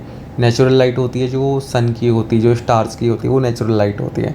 कंपोनेंट्स क्या क्या हैं लाइट पोल्यूशन के, ग्लेयर, एक्सेसिव ब्राइटनेस जो होती है, sky glow, brightening of the night sky over the light trespass, light falling where it is not needed, ऐसी जगह पे लाइट फॉल होना जहाँ पे उसकी ज़रूरत भी नहीं है या फिर नीड नहीं, तो लाइट ट्रेसपास कहते हैं। क्लटर और ब्राइट कन्फ्यूजिंग और एक्सेसिव ग्रुपिंग ऑफ लाइट्स, बहुत ज़्यादा सोर्स हो गए लाइट्स के, ठीक है, जिसकी वजह से कंफ्यूज भी हो रहा है कि वो लाइट्स आ कहाँ से रही हैं और बहुत ज़्यादा ब्राइट भी हैं, तो उसे क्लटर कहते हैं। कॉजेज़ क्या क्या हैं, इंडस्ट्रियल सिविलाइजेशन हो गया, एक्सटीरियर इंटीरियर लाइटनिंग करना, एडवर्टीजमेंट, कॉमर्शियल प्रॉपर्टीज़, फैक्ट्रीज़, ये सारी चीज़ें जो इंडस्ट्रियल रेवोल्यूशन आप बोलते हैं, इंडस्ट्रियल सिविलाइजेशन, ये सबसे ज़्यादा मतलब मेजर कॉज है। इफेक्ट्स क्या होता है, waste energy and money, lightning इतनी दैट्स में too much light science and weather it not need wasteful, wasting energy और huge economic and environmental consequences, पैसा भी बर्बाद हो रहा है, एनर्जी भी वेस्ट जा रही है, और इतने सारे कोल फॉसिल फ्यूल्स भी इसमें उस एनर्जी को डेवलप करने के लिए जलाए जा रहे हैं, तो उसकी वजह से इन्वायरमेंटल पोल्यूशन भी हो रहा है। Disrupting the ecosystem wild life, और ऐसे बहुत सारे एनिमल्स हैं जिनकी क्या नाम है जो नॉक्टर्नल होते हैं या फिर वो अर्थ की जो लाइट साइकिल है उसके अकॉर्डिंगली चलते हैं, उनके बिहेवियर उस तरह से होता है। तो कहीं ना कहीं जो हमारे जो प्लांट्स एंड एनिमल्स हैं उनको भी कहीं ना कहीं ये इम्पैक्ट करता है, जो लाइट बिहेवियर जो चेंज हो रहा है, ठीक है। हार्मिंग ह्यूमन हेल्थ को भी क्या नाम है हार्म हो रहा है, लाइक कि रिदम और बायोलॉजिकल, हाँ हमारी जो बायोलॉजिकल क्लॉक होती है एक स्लिप करने की और वेक करने की डे नाइट साइकिल से होती है, तो वो कहीं ना कहीं क्या नाम है सर्काडियन रिदम बोलते हैं उसे, तो वो कहीं ना कहीं आर्टिफिशियल लाइट की वजह से डिस्टर्ब हो रही है। जैसे लाइट में अगर आप लाइट जला दो तो नींद नहीं आती उतनी, मतलब थोड़ा लगता है कि लाइट जली हुई जब तक पूरा अंधेरा ना हो रूम में। तो हमारी जो बॉडी होती है उसके अंदर एक बायोलॉजिकल क्लॉक होती है जो उस चीज़ के अकॉर्डिंगली एडजस्ट होती है, जो नेचुरली एडजस्टेड है, जिसे हम ये सर्काडियन रिदम बोलते हैं। वो चीज़ कहीं ना कहीं डिस्टर्ब होने लगती है। सोल्यूशन क्या क्या है कि हमारा जो एनिमल एक्सपीरियंस है रिड्यूस करना लाइट डायरेक्ट और इनडायरेक्ट लाइट पोल्यूशन का, और जो अननेसेसरी लाइट्स हैं रात में उनको बंद करना, जहाँ पे लाइट्स बंद नहीं हो सकती उनको शील्ड कर देना, और do not shed light in surrounding environment and sky. और इंटरनेशनल डार्क स्काईज एसोसिएशन है जिसने सर्टिफाइड किए हैं more than 130 international dark sky places, where the international dark sky places, ये हमारे इंडिया में कहाँ, लद्दाख में है, ठीक है, इसको याद रखना। Where artificial lightning has been adjusted to reduce sky glow and less trespass और the developed countries the northern hemisphere, और less developed region are oftenly both species region currently less polluted or presenting an opportunity to invest in lighting solutions before animals there are seriously affected, ठीक है। तो ये बताया गया है जो highly developed Nations है वहाँ पर लाइटनिंग की ये जो लाइट पोल्यूशन की प्रॉब्लम्स है थोड़ी ज़्यादा है, और जो लेस डेवलप्ड नेशंस है वो अभी उन्होंने उतना ज़्यादा लाइटनिंग में उतने ज़्यादा किया नहीं है, जो स्पीसीज रिच भी हैं वो, इसकी वजह से वहाँ लाइट पोल्यूशन थोड़ा कम है, और एक अपॉर्चुनिटी मिलती है वहाँ पे कि ताकि लाइट सोल्यूशन को इन्वेस्ट वहाँ कर सके इसके पहले कि वहाँ के जो एनिमल्स हैं उनको पे कोई बुरा इफ़ेक्ट हो, ठीक है।